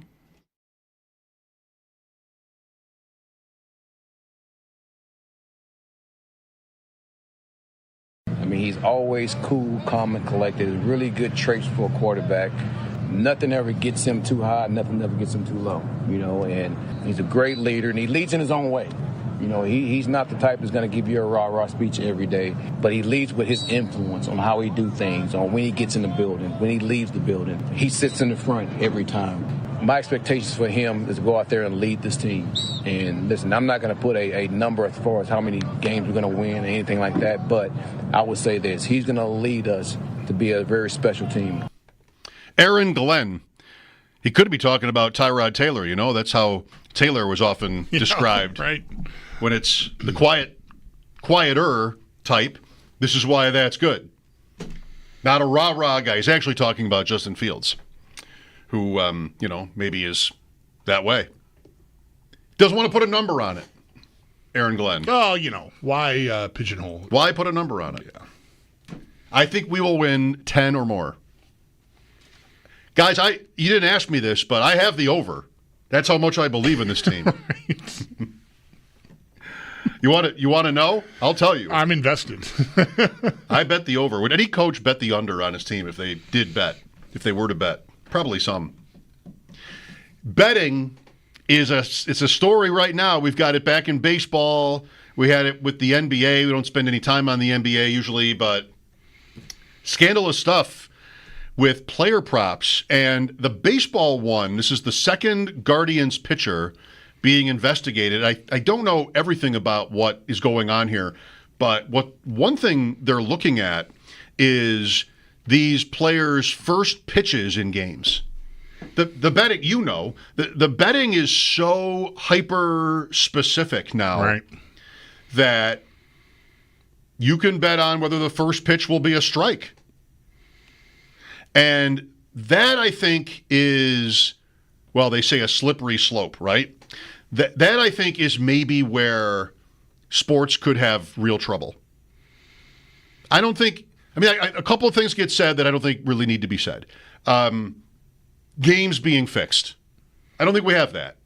I've said for many years, if I did, I'd walk away from it, because what fun would it be in watching a sport where you think there's a fix? So I don't think anybody interested in gambling needs that. No. You can make a big bet on There's enough stuff out so there. many little things. Yeah, the NBA stuff was all predicated on not the biggest stars. I can't remember the name of the first. Freeman maybe was the first guy implicated. Anyway, I shouldn't guess at a name for something like that. Anyway, it was all like unders on his totals for a game. And the numbers were all modest, like maybe even single digits. At least maybe not points, whatever. It was modest numbers, though. And, hamstring injury, and he's out of the game in the second quarter. And, like, all the unders hit, and they noticed a trend there. And then what I read about that, this is, again, the NBA story, not the baseball one. I know even less about the baseball one, if you can believe that. It wasn't outrageous money, but it was still enough to get the attention of, whoever's paying attention to that stuff. Like, hey, there's an inordinate amount of action on this guy's unders in these games, and he's leaving the game with something wrong. Okay, and then the other basketball one that followed that, this player it was Gary Payton Jr. was shown. It's a long video. I mean, long by Twitter standards, 2 or 3 minutes of watching the end of a game where the spread might have been 13.5 and his team's up by 14 or 15. Like, he's got it. He's on the bench. They're showing him on the bench, and he clearly is. You see him talking, and I'm not good with the lip reading stuff, but it looks like he's mouthing words that would pertain to his stake in this game. He's really sweating the end of this game. His team makes a couple of free throws. The only thing that can hurt him is if whoever they're playing goes down and hits a 3 at the buzzer. And that's exactly what happens. They make one of the 2 free throws. They're up by some number that's safe, except for if it's a 3. Team goes down there. Nobody's even really defending. It's just like, this meaningless end of game 3 goes in, the buzzer goes, and on the bench, he's like almost inconsolable looking. Like, his hands are over his head. Like, he cannot believe that this just happened. And it absolutely, I mean, that's not exactly a smoking gun. I mean, those aren't bet slips, but it certainly looks like he had his team minus the 13.5 or whatever the spread was, and can't believe that it got away from him that late in the game with a buzzer 3, in a game that was long decided. So I don't know where that went from there, but I mean, it's enough to make you wonder if these people know these games are on TV. Like, how are you acting that way on the bench? If it's not gambling related, I don't know what it could be. But he's really wound up about the end of this game that his team is, again, comfortably winning. Listening to Pablo Torre on this, actually, he was on the Distraction podcast with Drew McGarry and David Roth, Defector, and the player Malik Beasley. That's the guy. He is under suspicion, and Pablo Torre of ESPN was saying, or SI, he was saying how, like, now you can, it's so sophisticated, of course, easily look up, all kinds of different player trends and isolate different things that are happening in games. And they found this Beasley to be, he said, like a garbage time LeBron. Just if the game was over, this guy went to work. And they found that like a lot of his production was happening in garbage time. And so that was suspicious. Even if in your story, it's not the spread that it's about, it's the guy making the shot. I mean, it could be different things, and we have this guy, whoever he is, making under 1.5 3-pointers, and then it's really like the player himself taking action on that and putting up bad shots or doing whatever he had. It's just like that's really the area, I think, where it's going to be, and maybe is, hard to police. Yeah. And so the first Guardians pitcher who got checked for this, Ortiz, there were a couple of these first pitches in games where you didn't know necessarily if he knew where the plate was. Like, it was just one of these hilarious bad ceremonial first pitch just pitches. A bit outside. Just like somebody that's never thrown a baseball before or something. So let's make sure we get a ball here. Yeah. I guess they have to take it seriously. I don't know if sports will be able to keep up with players who are into this, but we have that. I mean, that's I think what we've got right now is players are taking liberties with the prop bets and with the little ones that are harder to check. Yeah, I'm glad you had the name Beasley. Like that, there was an investigation launched into that. This thing I'm referencing about Gary Payton Jr. was merely like Twitter police going, "You're investigating Beasley. Watch this." And I don't know if that's gotten anywhere or gone anywhere. I never saw another follow. This is like a 3 weeks ago, maybe more, that I first saw this. It was around the time that it was learned that they were looking into this Beasley for these unders and these different things. So I don't know if anything ever happened with Gary Payton Jr., if it all just was circumstantial or what, because again, I don't know that any of the betting apps have like red flags or anything like that. It was merely his behavior on the bench at the end of this game that looked really suspicious, and that's probably not foolproof proof, I would think. But still, it looked really, really bad. Injury in Dallas at camp today. Left tackle Tyler Guyton is slowly walking off the field as of about 10 minutes ago. That would be a big injury, and maybe that's worse than the cart. Now we flipped it. Now the cart comes out, and it's probably no biggie. They're just taking him in. But slowly walking off the field, you don't want to see that. No, you don't. Not with your starting left tackle. No. Bills have their own injuries. Nothing sounds major. Maybe it's a red flag that Kincaid is already dealing with knee soreness, or snoreness at this point. Both don't sound good. Johnny Lamb Jones. Right. What did we find out about We did get Ham to the Jones? bottom of the Lamb and Ham, and there's a jam, too, that I don't know anything about. But there was a Lamb Jones and a Ham Jones. They were Texas teammates. Their coach at the time, Darryl Royal, nicknamed them Lamb and Ham because of the names of their hometowns. They were both Johnny Jones. They both showed up there, I think, at the same time, and that's how he differentiated them. One was from Lampasas, Texas, the other from Hamlin, so Lamb and Ham. And I was right about my guess about having a recollection of Lamb Jones. He won a gold medal in the 76 Olympics in the 4x100. That was in Montreal. Lamb Jones? Lamb Jones. Won a gold medal in 76? The 4x100 Olympics in Montreal, yeah. He would have been young. Sure, that's what I'm reading here. Second overall pick in 1980. Lamb Jones. Right, so right out of high school, winning the 4x100 relay, that's awesome. I want to congratulate him on that. If I see him, I'm going to have to say something. Yes, somebody sent us a picture of a football card, 84 tops. Played from 80 to 84 for the Jets, Lamb Jones. Welcome to the show, Johnny Lamb Jones. Before enrolling at the University of Texas at the age of 18, Jones qualified and went on to win a gold medal as part of that team. Yep. Wow. You would have watched some of that. Oh, yeah. You probably watched him do it. The 76 Olympics were huge for me. The boxing, Sugar Ray Leonard and the Spinks, Leon at least, I think Michael too. There was a lot. The 76 Olympics were a big deal. Bruce Jenner. I can remember riding around my bicycle in the neighborhood with friends, like chanting USA, USA or something, like after boxing matches. Like it was a really, I'm 11. It was awesome. Yeah, boxing and track, that Olympics would have been tops, I think. I didn't watch it. I mean, maybe I did, but I don't remember watching it. Too young. I think it was Sugar Ray Leonard. The only time I really was tuned into Olympic boxing. Because 1980, they participated. There were no Russians. And then 84, they didn't go. No, 80, we didn't go. We didn't go. Okay, sorry. In Thank Moscow. you. Oh, right, 84. So I just lost touch with it. 76 with Sugar Ray Leonard was like the peak of Olympic boxing for me. Anyway. Yeah.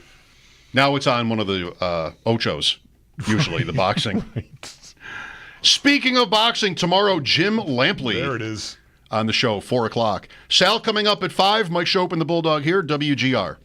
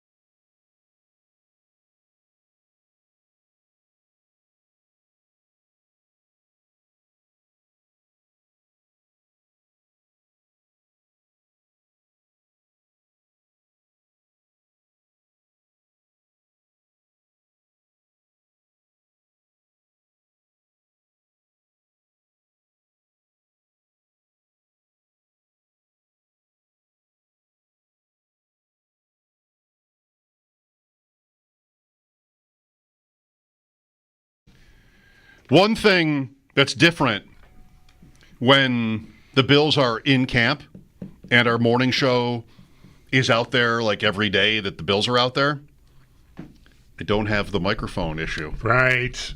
Nobody is fiddling with this knob right here, if you will, so to speak. Nobody is playing with this knob. Nobody is playing with the... So usually the first thing I have to do when I get here is tighten this. So it doesn't fall apart mid-show. So it doesn't fall apart. It has. Yeah. Because Jeremy likes to play with this, and it almost comes apart. Yeah. I don't think he intentionally loosens it, but he fiddles with the overall a lot, enough that it just loosens up as it goes. Like, I don't think he's trying to play a no, gag I don't on either. you or anything, but it's a great idea if he is. Right. It's a great bit. Right. But no, I don't either. But it's now I've gotten into the habit of the first thing I do when I get here is make sure this is not about to fall apart. And lately, I don't know when they were last in here, but I don't have this problem. Or the monstrous act that I think Joe is responsible for, which is taking the call screener to full screen. Oh. That is a heinous act. So I have to fix that every day, too. You know, maybe raise the chair a little bit. We have our little things. We have our things. Yes.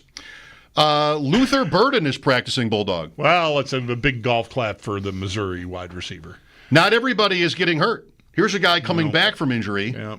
Second-round pick by the Bears. How are you? No ham or lamb or jam nickname there. No. For Luther Burden. It's a great name already. It is a great name. Luther Burden. The third, I think, too. The third. Yeah, that rules.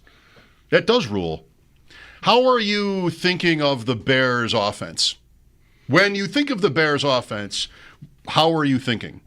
DJ Moore, Rome Odunze year 2, Burden, Loveland, first tight end drafted, first-round pick. I think they should have really, really a very strong offense. If Caleb Williams can play at all, then with Ben Johnson putting that together, that should really work. However, it's the Bears. I don't know what they need to do up front. How all set. I remember reading as the winter was turning to spring that they had done work on the lines. But those, I'm very envious of that receiving corps. Odunze was my favorite of that whole class, and I know he clearly was not. He might have been the worst of that top tier, if you even include Brian Thomas Jr. in the top tier, which he really wasn't. It was those big three, then Thomas, and then everybody else down where the Bills were picking. Yep, is how I remember that class. But I liked Odunze as much as the top guys, and that obviously has not panned out so far. But I think there's a lot in there, so I'm excited for him and them. Receivers from the year before, Treylon Burks waived today. Broke his collarbone over the weekend for Tennessee, and they have waived him reportedly, so that is over. The replacement for A.J. Brown that never materialized as even any kind of a reasonable facsimile of A.J. Brown is no longer on the team. Some of these first-round picks, have not at all worked out. I mean, the receivers. Burks is one. Kadarius Toney would have to be one from the Giants. I'm not sure he's anywhere right now already. I think it might be over for him already. Did he already he's out of Kansas City? Wow. He's out of Kansas City, was in Cleveland. Right. And then maybe somewhere else after that. I don't know, but that might be over already. That's a year earlier, right? Tony? Yeah. The four that were drafted together 2 years ago, not in this order, Smith and Jigba, Flowers, Quentin Johnston, and Burks. That might be the order. It's close. And Burks is out in Tennessee. Future Bill? Treylon Burks? Is the wide receiver train still in the... Is it in the station? And where's the wide receiver train? You don't need one more guy? No. They brought back Deion Kane today, maybe because of their injuries. Yeah. Because they had 2 or 3 guys. That makes sense, right? Not on the field. Shaver, Samuel Moore, Prather, the draft pick. All out. All out today. Sal was there and will tell us more after the update. Mike Schopp and the Bulldog, WGR.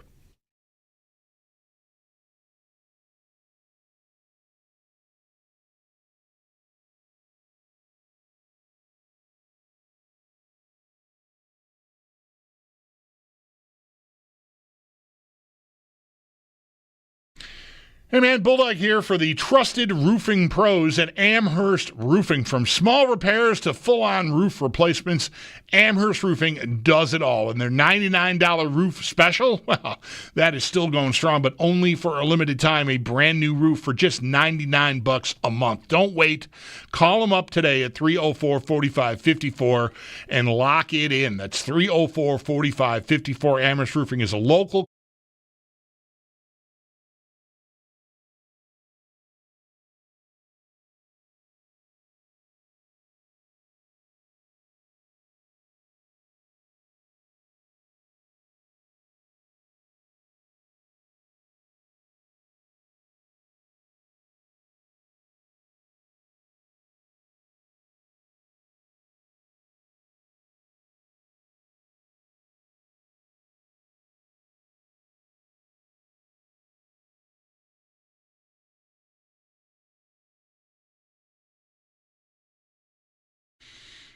1,000 people are watching it at one time. 8 people have clicked the like button. And that's offensive. In that community, no. Just please go out of your way, if you must, and just click on the thumbs up. Do we have the thumbs up?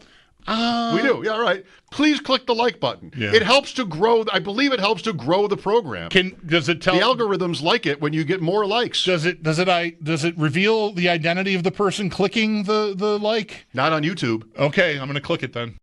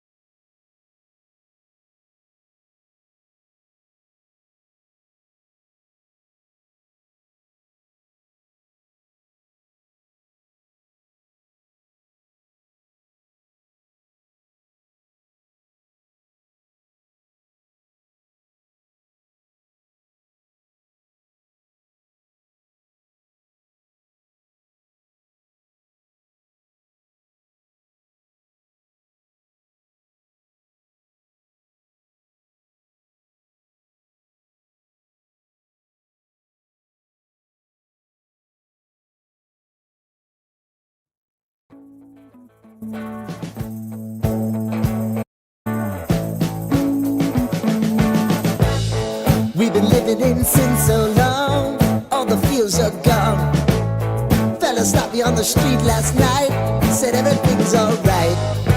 Roller coaster, make it through the day upright. It seems your meal ticket is gone, but life goes on. I could never imagine something better. Yeah, right. Now you're cooking on high heat in the middle of the street. Roller coaster, take me to a better time. Let's go. All sing your high line with the roller coaster of life. Yeah. It's time to all choose your timeline on the roller coaster of life.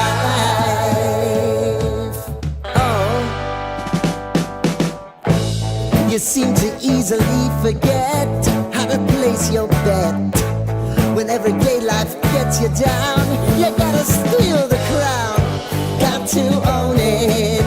Don't bitch and moan about it, please. God forbid you scrape your knees, and it's nothing to sneeze at. Oh, I've told you over and over again. You gotta get both hands around it and make your own plans. Roller coaster, it's taking over, it's about time. Oh,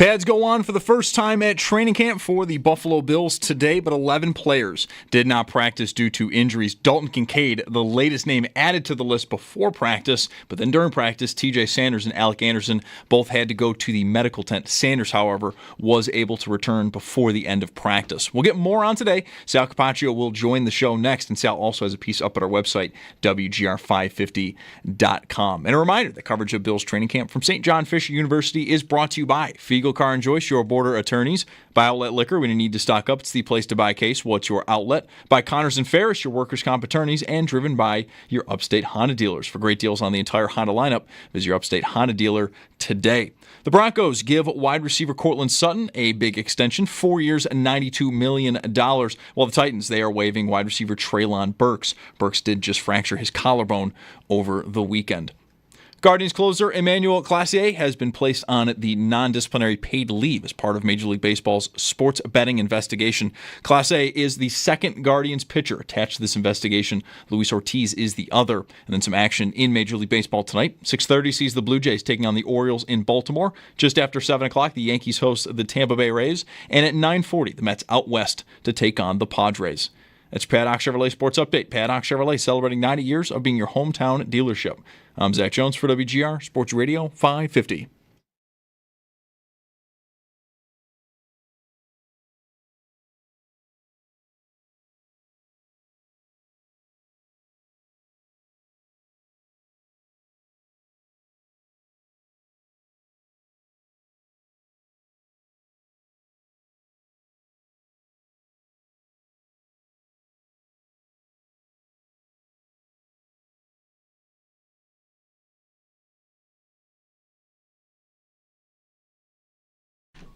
Correction. Treylon Burks is the 22 draft. And the next year, 23, the four guys in a row, Jordan Addison is the fourth guy. Oh, Burks was the year before. All right.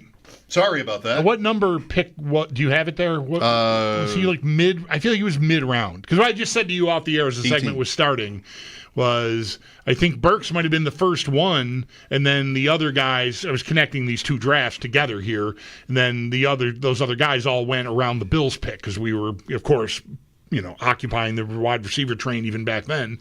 He was the 18th pick. Different draft, right. Of 22. Right. But he was the 6th receiver taken. Oh, wow. Right. Already. Right. That year. Okay, that makes more sense. Garrett Wilson, Chris Olave, Jamison Williams, Jahan Dotson, Treylon Burks, and who did I... Oh, Drake London put on top of that list. He was the first at 108.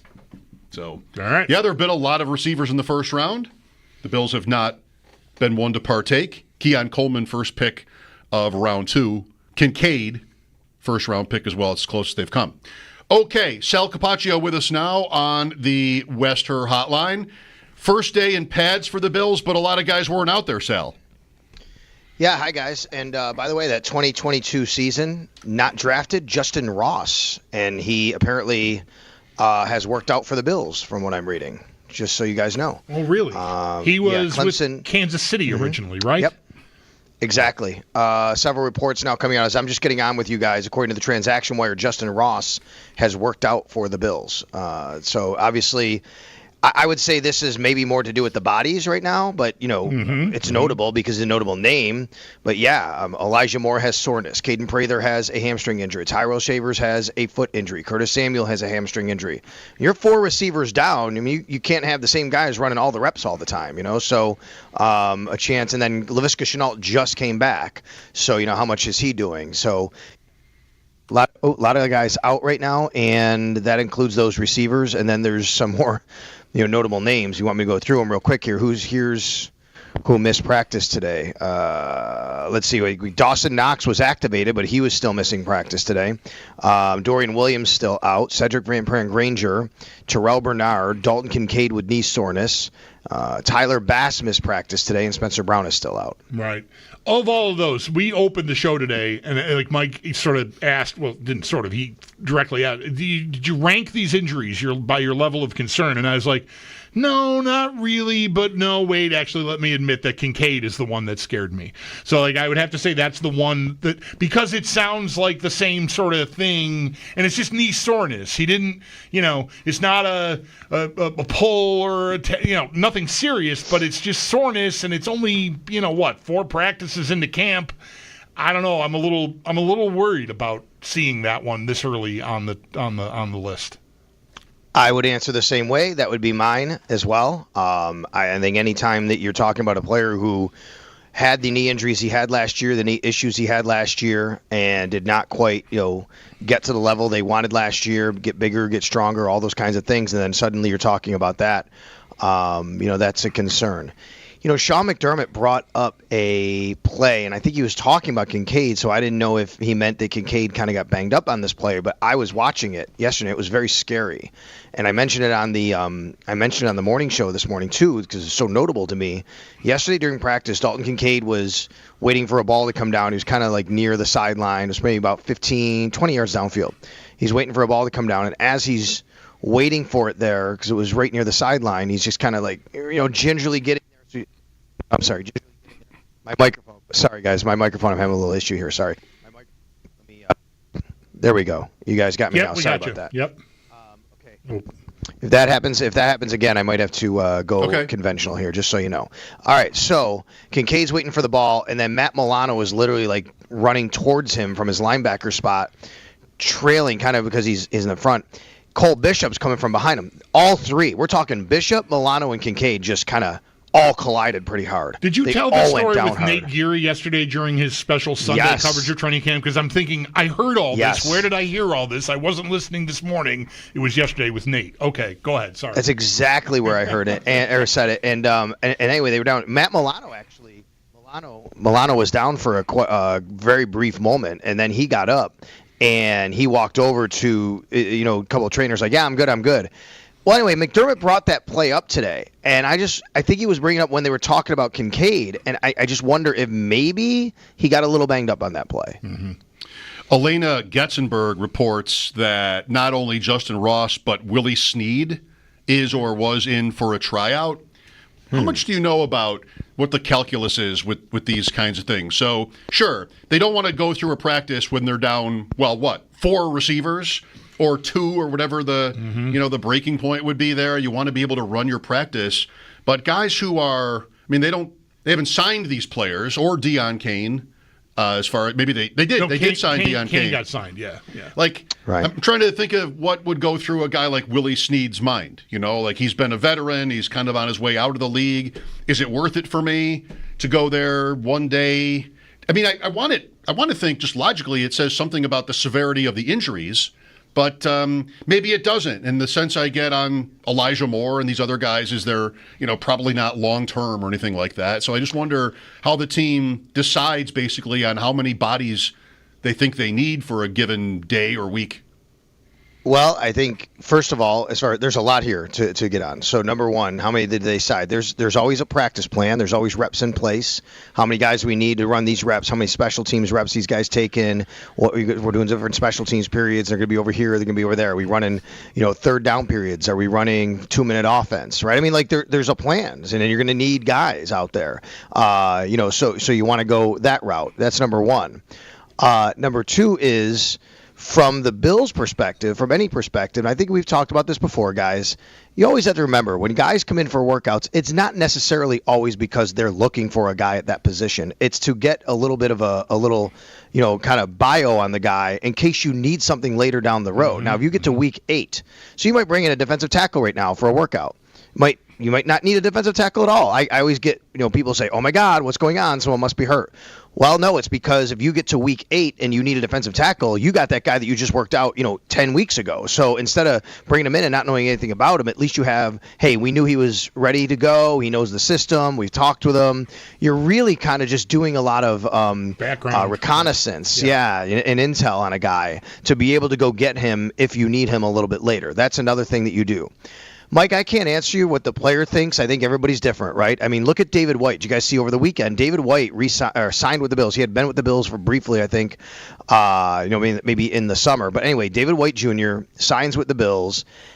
He practices one day, and then the next day he's not out there, and then we find out he retired. You know, I mean, like, you never know. Do they want to play? Do they not want to play? A guy like Willie Snead may say, I really want to play.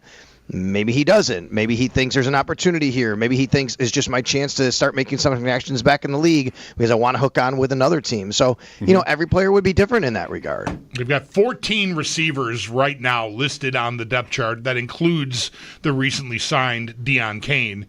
And 4 of them missed practice today, and that doesn't even include Chenault, who you made the right point about. He's just getting back, so how much could you really expect him to be doing on day 1? And it's the day pads are going on, so they might have been down 5 receivers today, effectively. Yeah. You know, so yeah, sure. Do they have enough guys? Probably, but you also probably don't want Shakir and Coleman and Palmer, you know, your top 3 guys doing more than they would normally be doing, right, because of the injuries. So you want to have just really placeholders, and that's maybe where guys like this come in. Yeah, you don't want to, you know, when you look up, you're not going to necessarily see Shane Buechele throwing to Khalil Shakir and Keon Coleman, right? And if that has to happen, that's extra reps that those guys don't necessarily need, don't want them to take, and that's an extra, you know, risk of them being injured in a situation where maybe you weren't going to put them. And then what you're doing with their bodies as well. Elijah Moore is general soreness. I don't know what that means, right? He left yesterday and he missed today. Great news on Tyrell Shavers, by the way, because I'm telling you, it was right in front of me and it looked bad. I mean, he caught a one-handed touchdown catch with Max Hairston on him, and Hairston. Even when I was watching live, I said, man, maybe he should have let go a little quicker. You know, it's one of those deals where a guy catches it and the defender's just, even though he knows he got beat, he still wants to kind of get the ball out of there. You know what I mean? At the very end. And he just did. It was just maybe a beat too long, I would say. And when Shavers came down, I saw him like just land awkwardly. I went, oh, and then immediately he dropped down. He grabbed his right ankle, grabbed his right foot. Athletic trainers came out. Now, Max Harrison, to his credit, he came right over to him. He was the first one there. He was talking to him. The rest of the team came over. We found out last night through Elena Getzberg of ESPN. She reported it, and then Sean McDermott backed that up today by saying basically that he's going to be fine. And, you know, he's just he should be back in a couple of days, basically, is what he said, which is great news. It did not look good. Right. While we're on the receiver core, I know, go figure, we're talking about receivers on WGR. Hey, that's the news. Hey, shoe fits. It sounded like Coleman had himself a day yesterday. I don't know about today. You can tell us about today, but maybe a light starting to go on more brightly there. Yeah, good day today. I thought really good day yesterday. Nothing today actually today, you know, there was a really good one-on-one rep between him and Max Hairston today, and they were doing one-on-ones, and he just did a little stutter step in the line, and then he tried to take off down the sideline, left sideline from Josh. Josh puts it up. Keon, I thought, had a little step on him, but Josh didn't lay it out in front of him. What he did was he put it to a spot where, okay, Max Harrison's smaller, Keon's going to go up and get this, right? It wasn't like you run under it. It was more like, I'm just going to make it so you could just reach up and grab it. Well, as that's happening, he has to kind of just slow down subtly, and Max was beat a little bit, so Max kept going, and he kind of passed Keon, and Keon was able to just grab it at the high point there. And I think it was a good learning experience for the rookie too, right? You know what I mean? Like he kind of just he wasn't in great position. It was okay, but he was already beat a little bit. But man, it was really nice to see a pretty football play between Josh and Keon right there. That was real, I think, understanding of what both wanted, and that's what you want to see from Keon Coleman. That's what we're starting to see, I think, from Keon Coleman out here with Josh Allen. To me, a lot of it's just really the timing with Keon Coleman and Josh Allen. That's just the kind of receiver he is. He's not. He's got to be able to run his routes to a spot where Josh Allen knows he is. He can't be indecisive there. He's got to do it right. He's got to be pretty precise. And I think I'm starting to see that more out here.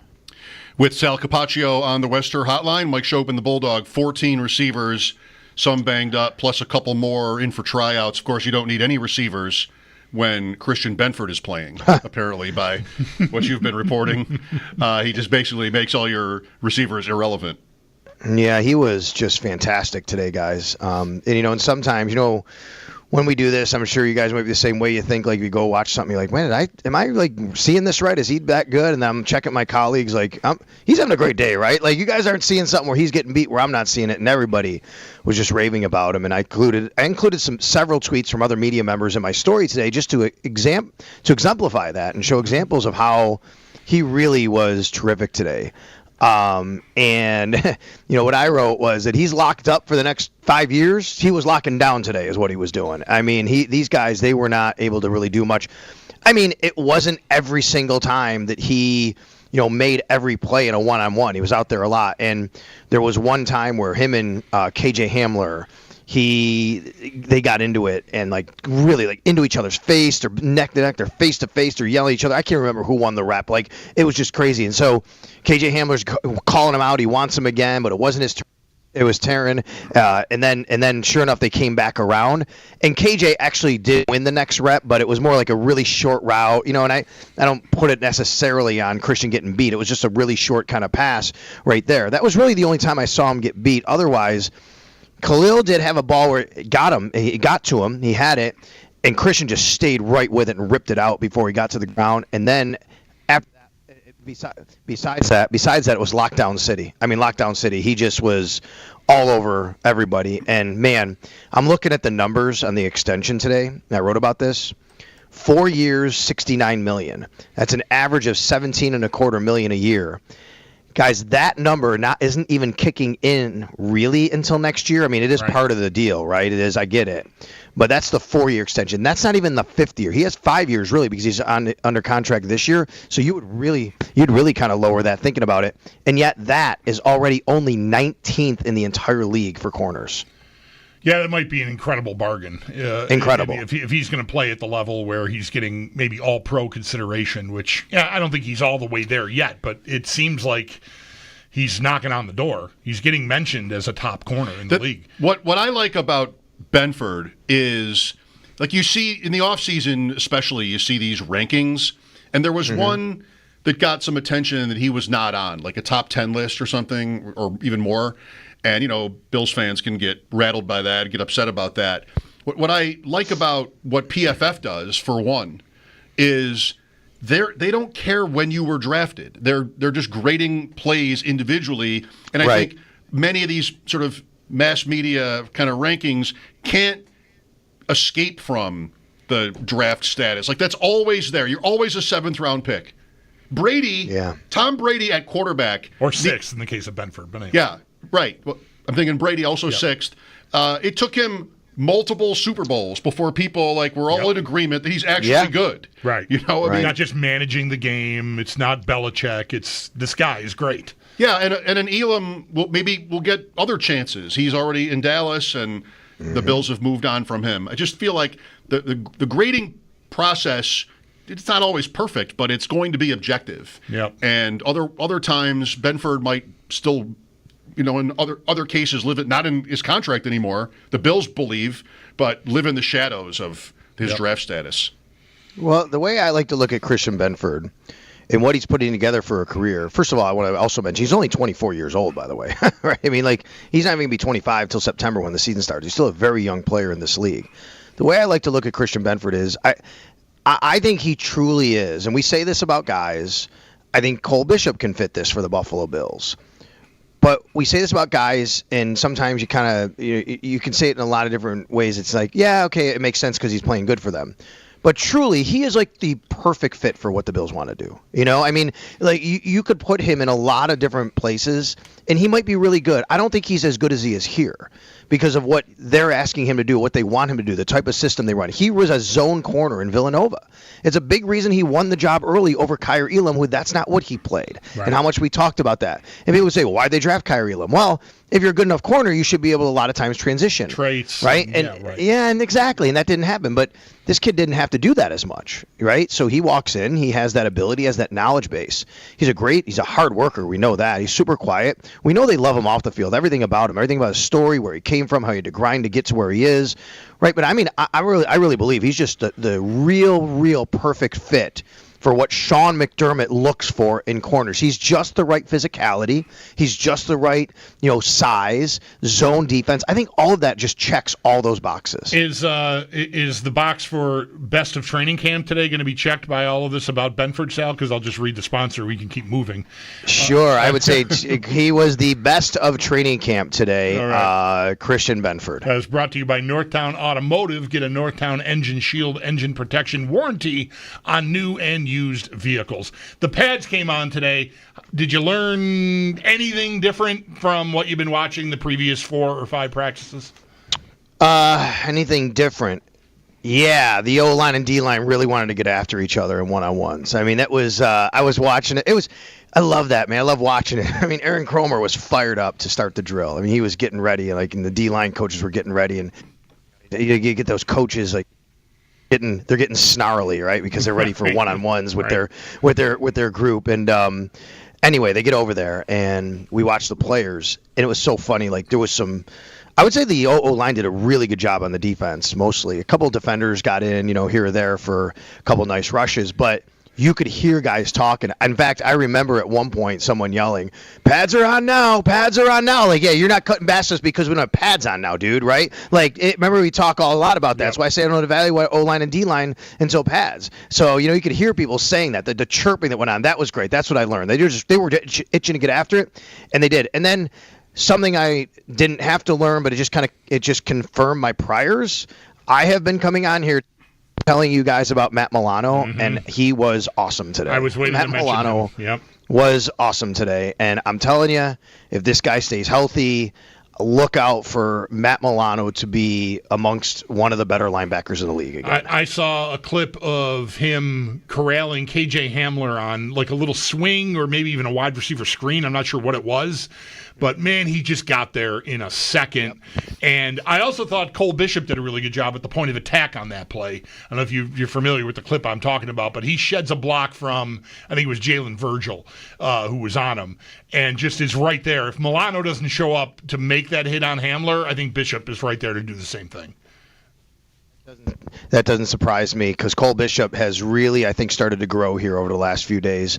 And Sean McDermott was asked today about Cole Bishop, and Sean he generally praises all his players, right? It's what you do when you're a head coach, and he'll tell you sometimes, oh yeah, working really hard like everybody, and wants this or that back. But like how definitive Sean was about Cole Bishop today when he talked about his progress and how he looks should be encouraging to everybody. Like, I could see it. Like I'm not noticing him a lot, and that's a good thing. You know what I mean? And he's around the ball and he's making plays, but you don't see him where you're like, oh, where was Cole Bishop there? And why did that happen? And how did that guy beat him? But Milano has been just fantastic out here, and it's great to watch. I think Matt Milano he's been a really great Bill. He has a decade in this league, essentially, close to it now. He's getting close to a decade. 9 years, right? This will be 9 years for him. This is his 9th year. Came in with Dion and Trey, and you think about that draft class, they're all here again, right? Matt Milano and Tre'Davious White and Deion Dawkins, and they come in with Sean McDermott, and all these guys. Dion just got rewarded with a contract extension. Trey White might be the starter week 1, and here's Matt Milano. I mean, that's pretty amazing to think about. It is. What's the schedule for the rest of the week? Yeah, tomorrow, 9:45 a.m. again, and then the team will have a day off on Wednesday. They'll come back on Thursday for another 9:45 a.m. practice, and then Friday's back in Orchard Park for the return of the red and the blue, the annual scrimmage, or open practice, I should say. Right. The Hall of Fame game Thursday night, Chargers-Lions, and the Bills' preseason opener is next Saturday afternoon, the 9th. All right, Sal, thanks for your time.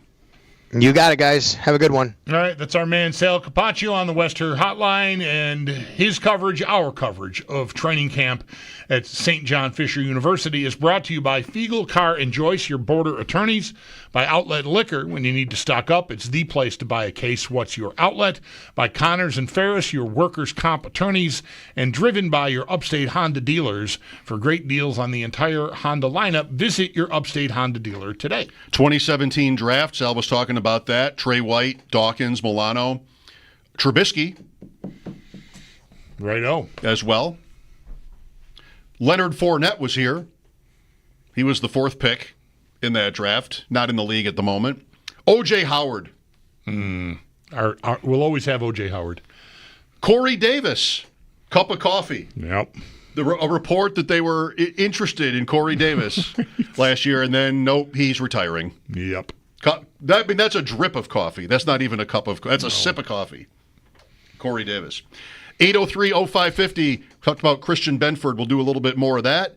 The injuries have piled up. What does it mean for Dalton Kincaid and the others. We'll talk about this as we continue after the update. Mike Schopp and the Bulldog, WGR.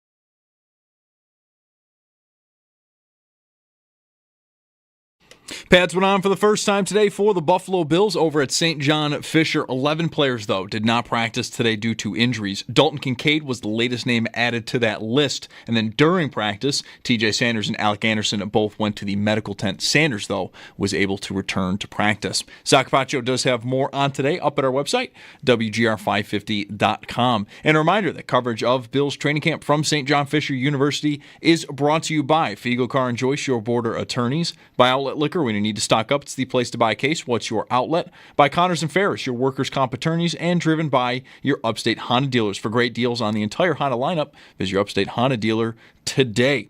Denver Broncos wide receiver Cortland Sutton gets his extension, 4 years, $92 million, while the Titans have waived their wide receiver Treylon Burks. Burks fractured his collarbone over the weekend. And then in baseball, Cleveland Guardians closer Emmanuel Clase has been placed on the non-disciplinary paid leave as part of Major League Baseball's sports betting investigation. Clase is the second Guardians pitcher attached to this investigation. Luis Ortiz is the other.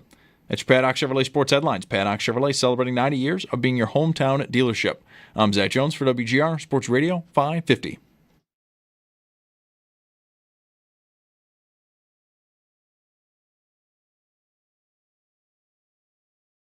I want to see nasty, physical football, but I don't want to see a disrespect for a man's career and dirty football. That's not how we play in Buffalo. So we painted a pretty clear picture this morning of what that looks like for the new players in particular. So that nastiness that's got to be developed here. Can't be at the expense of someone's career. So clean but physical.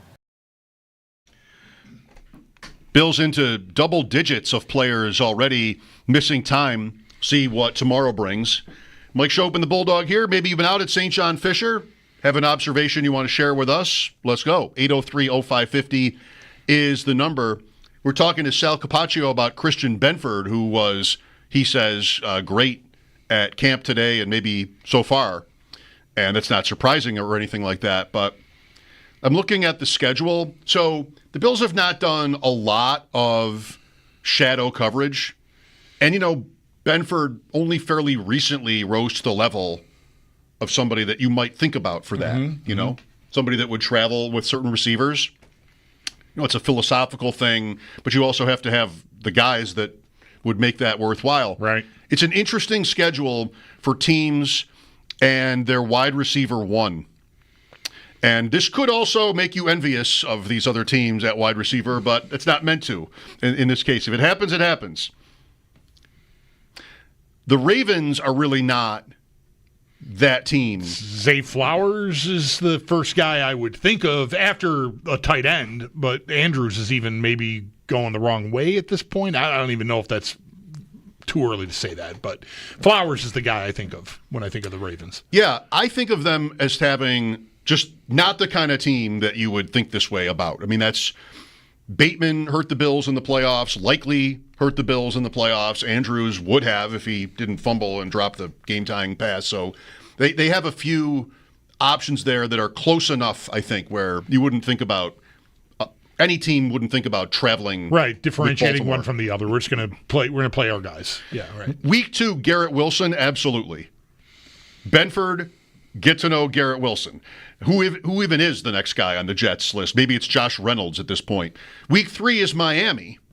And that's, you know, so far, at the moment, that's the usual scene with Tyreek Hill and Jalen Waddle. And the Bills have done, I don't know, well, again, we're pretty new. Like last year would have been the first year I think you would have started even thinking about having Benford travel.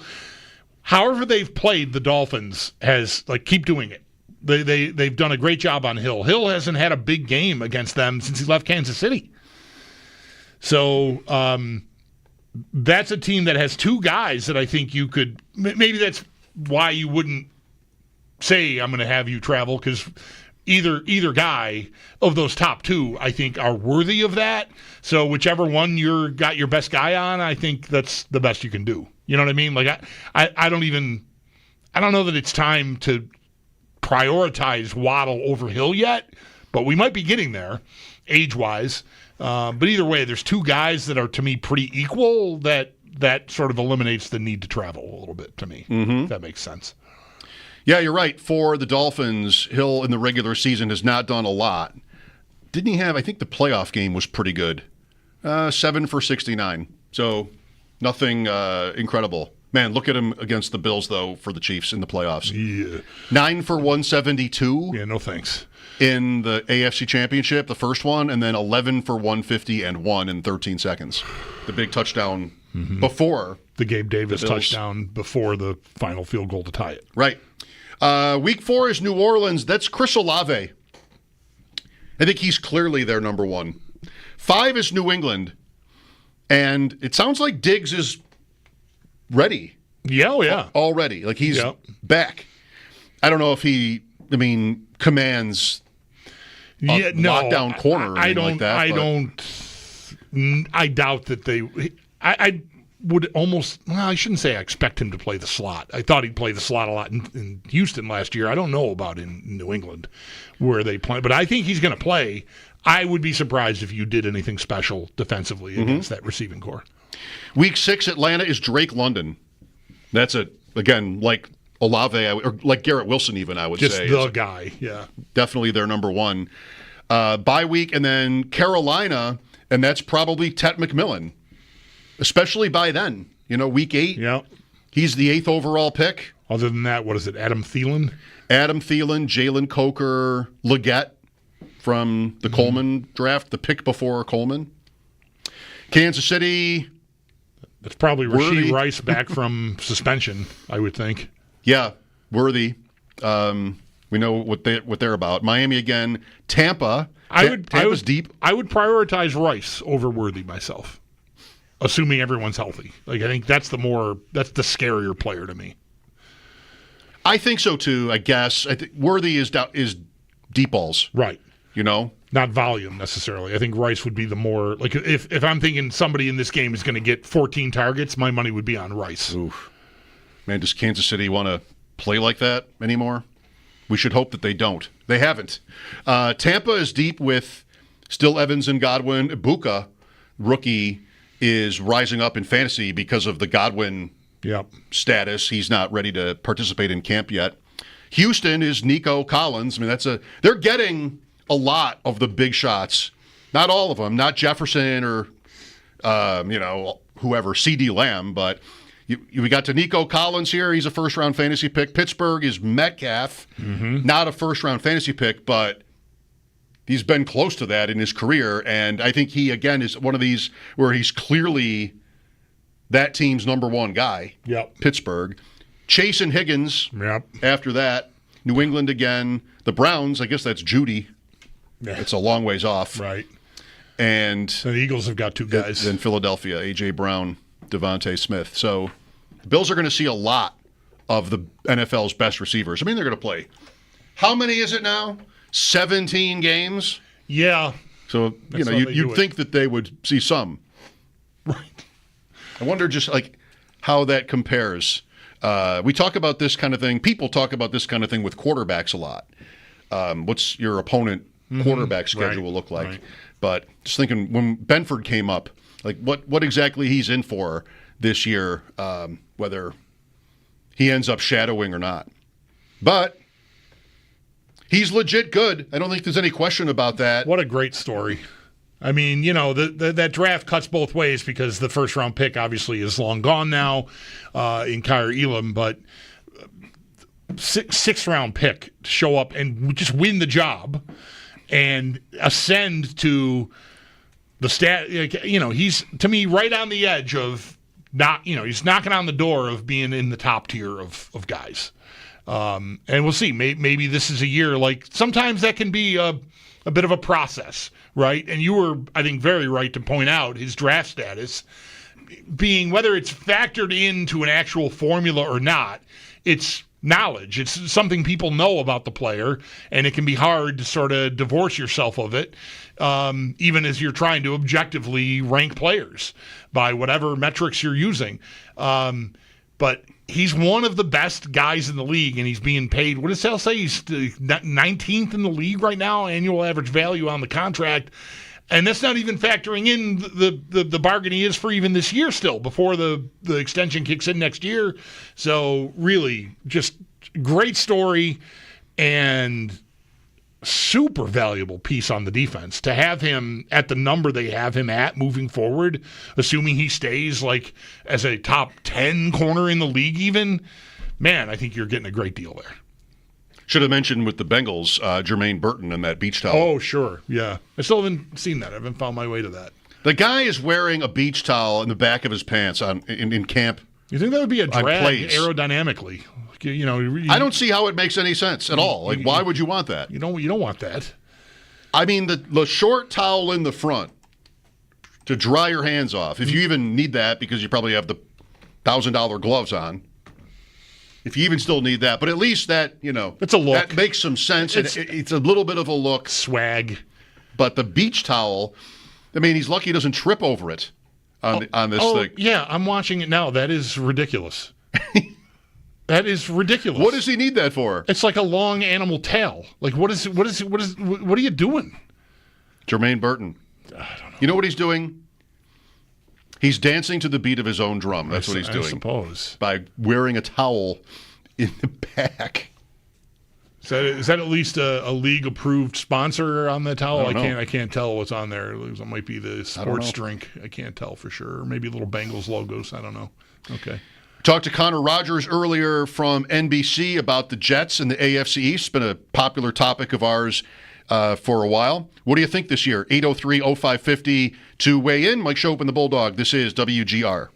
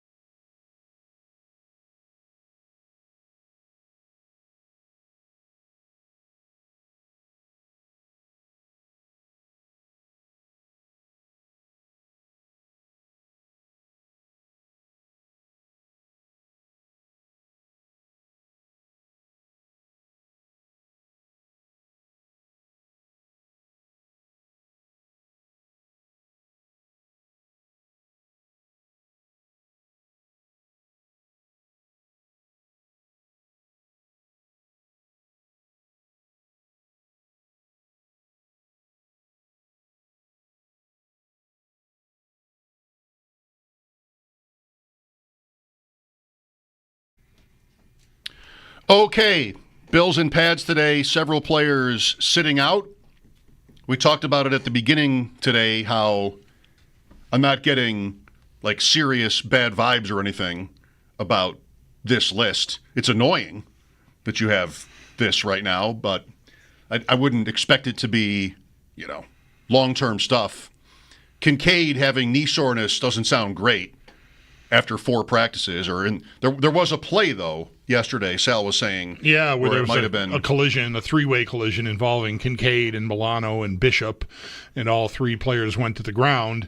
I think the way Sal told it, like he didn't necessarily notice anything about Kincaid on that play, but that maybe, I guess McDermott mentioned it today, maybe that's where something happened. I mean, I guess on one hand, I'd rather that be the case, right? That he knocked knees with somebody and that's why he's got some soreness, rather than just running around for 4 days worth of practice and your knees hurt already. Yeah, that would be maybe more troubling than that. So hopefully there is a cause, and it's not something that's going to linger, because I don't know, man. Like, sounds like that lingered all year last year.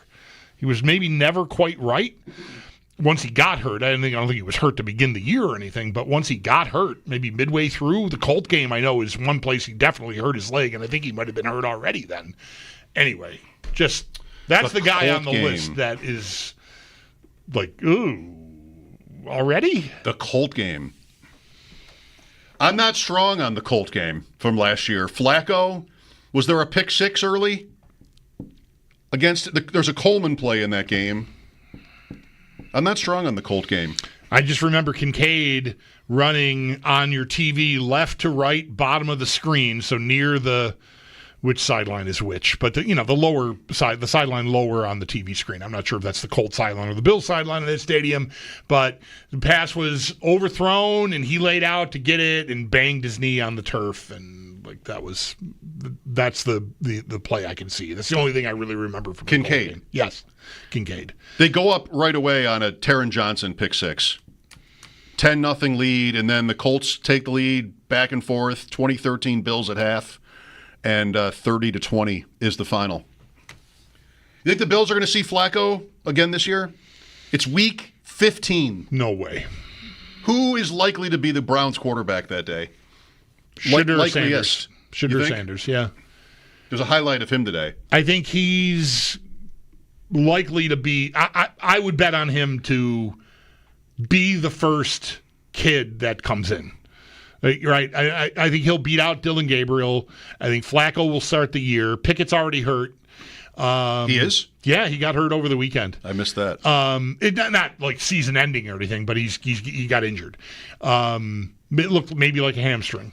Just end of practice play, and he just was hobbling around afterwards. So I don't think it's devastating, but he's missing some time. Okay. So Flacco starts the year, and whenever they're at that point where, well, I mean, let's not kid anyone. When the owner calls after week 5 and tells the coach to put the kid in, then the kid goes in. Maybe is what ends up happening, and I think that'll be Sanders. And so I'd want to give him the year then. Like if he gets in. So, assuming he doesn't absolutely just stink, I would expect the Bills to see him. See, that's one where you've got your apps that you use. If you can find spreads for every game, what's the Bills-Browns line going to be right now? I had this up last week, then I put it down. I closed it. I leave here on Fridays, and I'm quick to close some of these tabs. But wouldn't they be like at least a touchdown favorite right now? Sure. Yes. Well, maybe if you think Shadur Sanders isn't good. Although I think it's probably baked in. Because who's expecting Joe Flacco to play the year for the Browns? Right. Is even that much better? You're expecting quarterback uncertainty there. A team that goes into camp with 2 rookies and 2 veterans to varying degrees. I mean, Pickett is not the same as Flacco, obviously. But still, not very good, but veteran. Yeah, I would think that if there's a line for that game, it's already assuming that there's going to be uncertainty at quarterback, or not good quarterback play even. Week 16, sportsbookreview.com, Bills minus 8.5. What do you think? You want to give 8.5 right now? Sure. You just erased the couple of bets up there. There's room for new stuff. I'm making room. Yeah, I'm cleaning up. They're favored in every game, right? That was, I haven't looked, but that was the story when the schedule came out. Yes. I'm going to try to find a few. I should be able to now. I've got the tab back open. A few of these to ponder. Okay. Look at our lives. The Bills are favored in literally every game. They play Kansas City. They play Baltimore. They play the Super Bowl champions. 17-0. That's what that sounds like. Because we know they do a great job with these spreads. I think they're pretty reliable. I think it's already over. I think they've probably won all these games already. I mean, some of them are close. The opener is 1.5, I think. Look some more at these after sports. 803-0550 to call in. Mike Schopp and the Bulldog, WGR.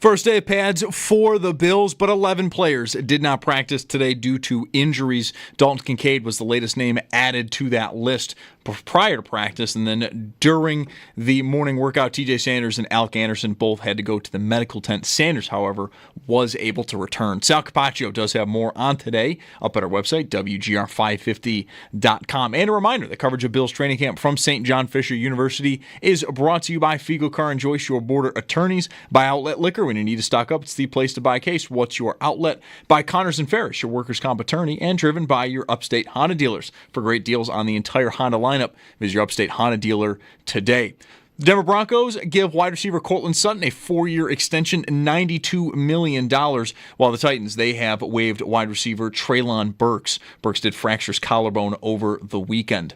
In Major League Baseball, Cleveland Guardians closer Emmanuel Clase has been placed on the non-disciplinary paid leave as part of Major League Baseball's sports betting investigation. Clase is the second Guardians pitcher attached to this investigation. Luis Ortiz is the other.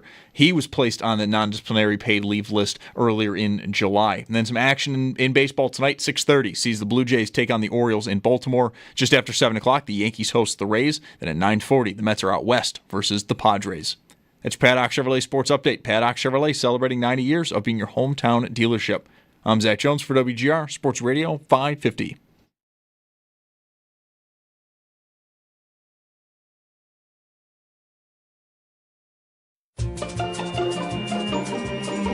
It's Mike Schopp and the Bulldog. We're up there, and here are the people on the panel, so I'm taking pot shots at Brian Brown.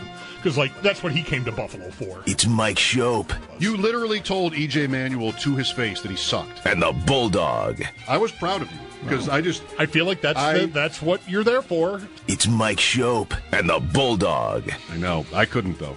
No. I couldn't. I'm better than you. On WGR Sports Radio 550. Bulldog in here during the break, raising... I agree with this. A particularly annoying gambling beat when in golf there's a player that has not been on the leaderboard that you played and you've forgotten about him and stopped paying attention, and then they show him and he comes on the leaderboard, they show him make a birdie or something, and suddenly you have renewed interest in Tom Kite, say. You have renewed interest in Tom Kite. Oh, this is cool. I had stopped thinking about him because I thought he was too far back. Makes the birdie, walks off the 8th green onto the 9th tee box, and the tee shot is in the hospitality area. Right into the Kikuya. You're just what was that? We're back here at 9. We haven't been able to find Tom Kite's ball. Right. Back to you. Let's go back to this happened to me on the weekend with Batia. Was Saturday morning. We had plans in Ellicottville all day, so we're leaving around 11:30. I'm just fiddling around in the morning and I find my way to FanDuel, and there's a profit boost for the golf. Let me look. But I saw him win last year. He's 4 back. I'll do that. And never looked at my phone again, at least for that purpose anyway, Saturday. We were just out with friends all day and night. Just had a great time. Was not thinking about the golf at all. Didn't see a second of it. Had no idea. Sunday morning, I get up I remember I put a bet on this guy. Let's see where we're at here. Tied for the lead at -18. He tees off at 1:30. Yeah, look, well, great. I know what I'm doing this afternoon. I'm watching the golf. First tee shot, rough again, bogey 1, tee shot on 2, way left again in the rough, saves par, tee shot on 3 in the lake. I'm gone. That's it. Where's the Yankee game? I'm not even. I think last I looked, he was 6 over on the day. Everybody else is making birdies, and he's just going the wrong way. I'm oh, dude. I did not get any mileage out of that at all. I didn't enjoy his great round on Saturday because I didn't watch a second of it. And then I was excited Sunday morning for about an hour. All right, I got this bet. This is pretty cool. I fell into that. It's already over. Okay. Well, as we were saying before the break, if you want to get more mileage out of a bet than that, yes, the spreads for every Bills game are out. They're favored in all of them. Is there? You'd have to probably look at it and think about it. And this is for anybody who wants to take the question. Is there a game this year where you think, I don't know. What am I asking? Last year with San Francisco here, the year before with Dallas here, 2 marquee games on the Bills' schedule each of the last 2 seasons. The schedule comes out, Dallas at Buffalo, December 4/25. No way is Dallas winning that game. They're going to come here and be so cold. There's no way the Bills are going to lose a home game to Dallas. And the line might have been like 3 or something like that when that came out. I don't even know. I did not believe in that at the time. You did. I missed it. You couldn't have been more right. Couldn't have been more right. And San Francisco was not having a good year last year, but still. San Francisco, right. I mean, I didn't expect them, like their season to fall apart, but I thought maybe the same night game, maybe snow. Come on. These guys are not rolling in here and putting one on the Bills. They have no idea what they're in for. And that was actually a close game, but they just kept fumbling, San Francisco. Like, they could have won that game that Sunday night. And it did snow. You have the Allen play with Amari Cooper. Right. It wasn't a close final score. So, I don't know. Do I want the same kind of logic this year? I think the game this year for that would be Philadelphia. But it's so late. It's so late, and I'm not as confident that Philadelphia couldn't handle it. They're not traveling from Texas or California. They're traveling from Philadelphia. The Niners, I remember last year the Niners were at Lambeau the week before. Coming here, either going home and then coming here, or coming here from Green Bay, whatever. Like, forget it. So I should get to work and find a couple of these on the schedule. Yeah, late in the year, really anywhere. I don't know, there isn't that game where it's an opponent that's Philadelphia is the closest you're going to get, but I don't view them the same way I view Dallas. I wouldn't look at Philadelphia going into any game against anyone and say there's no way they're winning that game. Whereas Dallas and San Francisco, more Dallas than San Francisco, I would say, but for me, I can see that. Like that team, no. Paper tiger kind of reputation. That team is not winning that game. I would not say that about a Philadelphia team, and not just because they won. They could have lost the Super Bowl last year, and I think I'd feel the same way about them. I just don't think they're going to show up and just be overwhelmed by it or something. Certainly could see Baltimore winning the opener, but I don't think I'd want to bet it. I mean, again, like tons of emotion. Sunday night playoff rematch last year at the stadium. I just don't trust the Ravens to not sort of like make the big mistakes like they do in a lot of big games, close games. Week 2, the Bills are at Sportsbook Review, and this may have changed somewhere. I don't know, it's close enough. The Bills are an 8.5-point favorite at the Jets. That's healthy. It's a lot. The Jets open with the Steelers. I think I would take the points there. And if the Jets look good and beat Pittsburgh, I'm not predicting what the Bills will look like against Baltimore. That spread probably goes down. Yeah, at home, maybe that comes down under 7. Yeah. I rushed it, but 6. Yeah. Yeah, maybe. Right. Yeah. 8.5 seems really big. So if you trust that logic and you can find a way to get action on that now, maybe go for it. DKHorse.org. DK week2spreads.org. The Bills are favored by the same 8.5 in week 3 on the Thursday night game against Miami. Many seem to be, yourself included, really sort of worried for the Dolphins.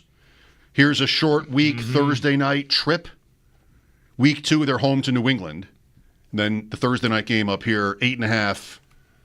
The Bills haven't always blown Miami out, but they have done that too plenty of times. They've scored kind of at will against the Dolphins. I would not be inclined to take the points with Miami on that one. No, I don't think you'd want to do that. I also would be willing to give the big number the next week. Bills home to New Orleans, 12.5. That's their biggest spread of the season. And it's maybe a little too easy, but it is possible that the New Orleans Saints are the NFL's worst team. Mm-hmm. And it's also possible that the Bills are the best. Right. And if you're at home against the worst team in the league, 12.5 is not that big a number. No, that's a 31-10.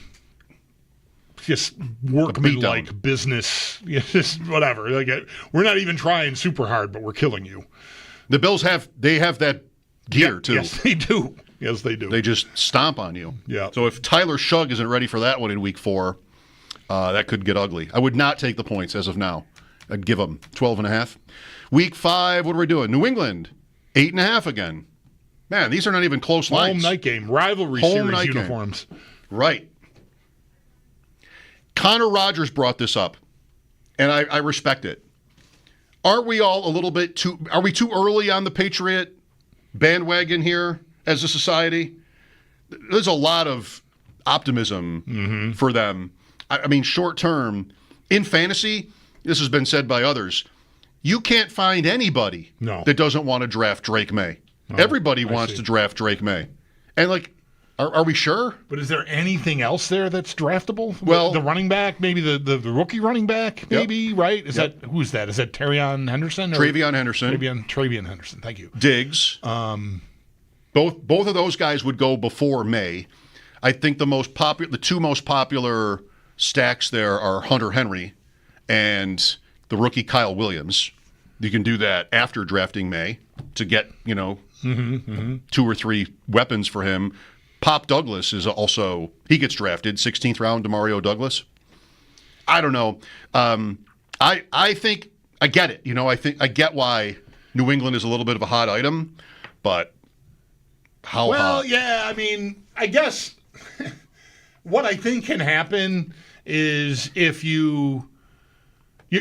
I mean, Connor sort of alluded to it, right? It's football. So you're used to things being close and it being competitive. And if you settle into, which I have, New England, and I said as much to Connor, that's the team in my rearview mirror here I think I'm worried about. I think Miami has been better more recently, but I think they're going the wrong way. So I'm not expecting them to be a problem for me. And the Jets are starting all over. So New England has the quarterback in place, and I'm pretty bullish. I think there's good reason to be pretty bullish on Drake May. So you've got that piece figured out. So they're the team that's coming, but how fast are they going, right? Just merely saying they're the second best team can almost elevate them just naturally in the course of conversation. If that's the team you think is the most challenging, even if you don't think it's much of a challenge at all, but you think they're the biggest threat, even if you don't think it's that threatening, it just sort of pushes, you're talking them up even though maybe you're trying not to in some way, and it just sort of takes on a life of its own, and everyone just starts saying, look out for New England, the coach. Yeah. Right? He's good, and the quarterback looked good, right? So I do, what I think I said to Connor, 10 wins is, I don't see more than that there, and that might even be pushing it. We talked about the Jets with him, and we've made this point several times, but New England's schedule is not only pretty easy, it's easier early than late. They could run up a good record, 7-2 kind of record. And then at the end of the season, the Bills, the Ravens, Cincinnati, they've got some tougher tests than they have mostly in the first half. I think the schedule is so easy for the Patriots that I would expect at least 9. I think I would be on the over. I definitely feel like when we went through it, which we can do again sometime, I don't even need to do it now, but whatever. I didn't have trouble getting them to 7-2 is how I remember it. It's not hard at all. Right. You might want,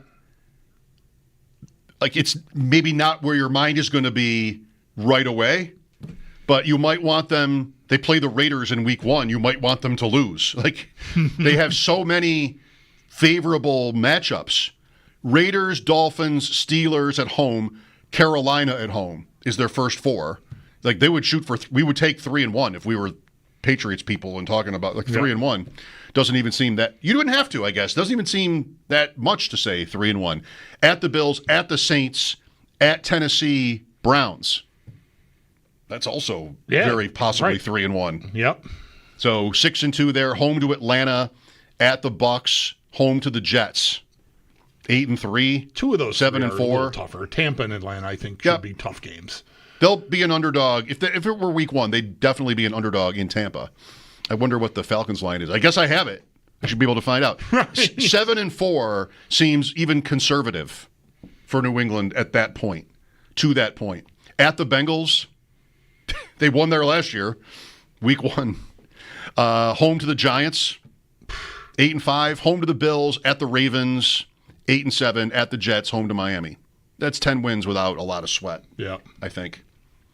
While the Jets, this was the point, the Jets, it's the other way around. More of their harder games are early. Bills in week 2, Bucks in week 3, Dallas in 5, Denver in 6, that's in London. Bengals in 8, Ravens are in 12. Then later on, it's Jacksonville, New Orleans. It kind of is this is an exercise in when do you play New Orleans? When do you play New Orleans and when do you play Carolina? And they might not be bad either, Carolina. Bills at Atlanta in week 6, favored by 5.5. I think I would like the points with the Falcons right now. Week 7, I'm off. Week 8, -7 at Carolina. How does that sound? Is that our Urban Meyer game? Yeah, right.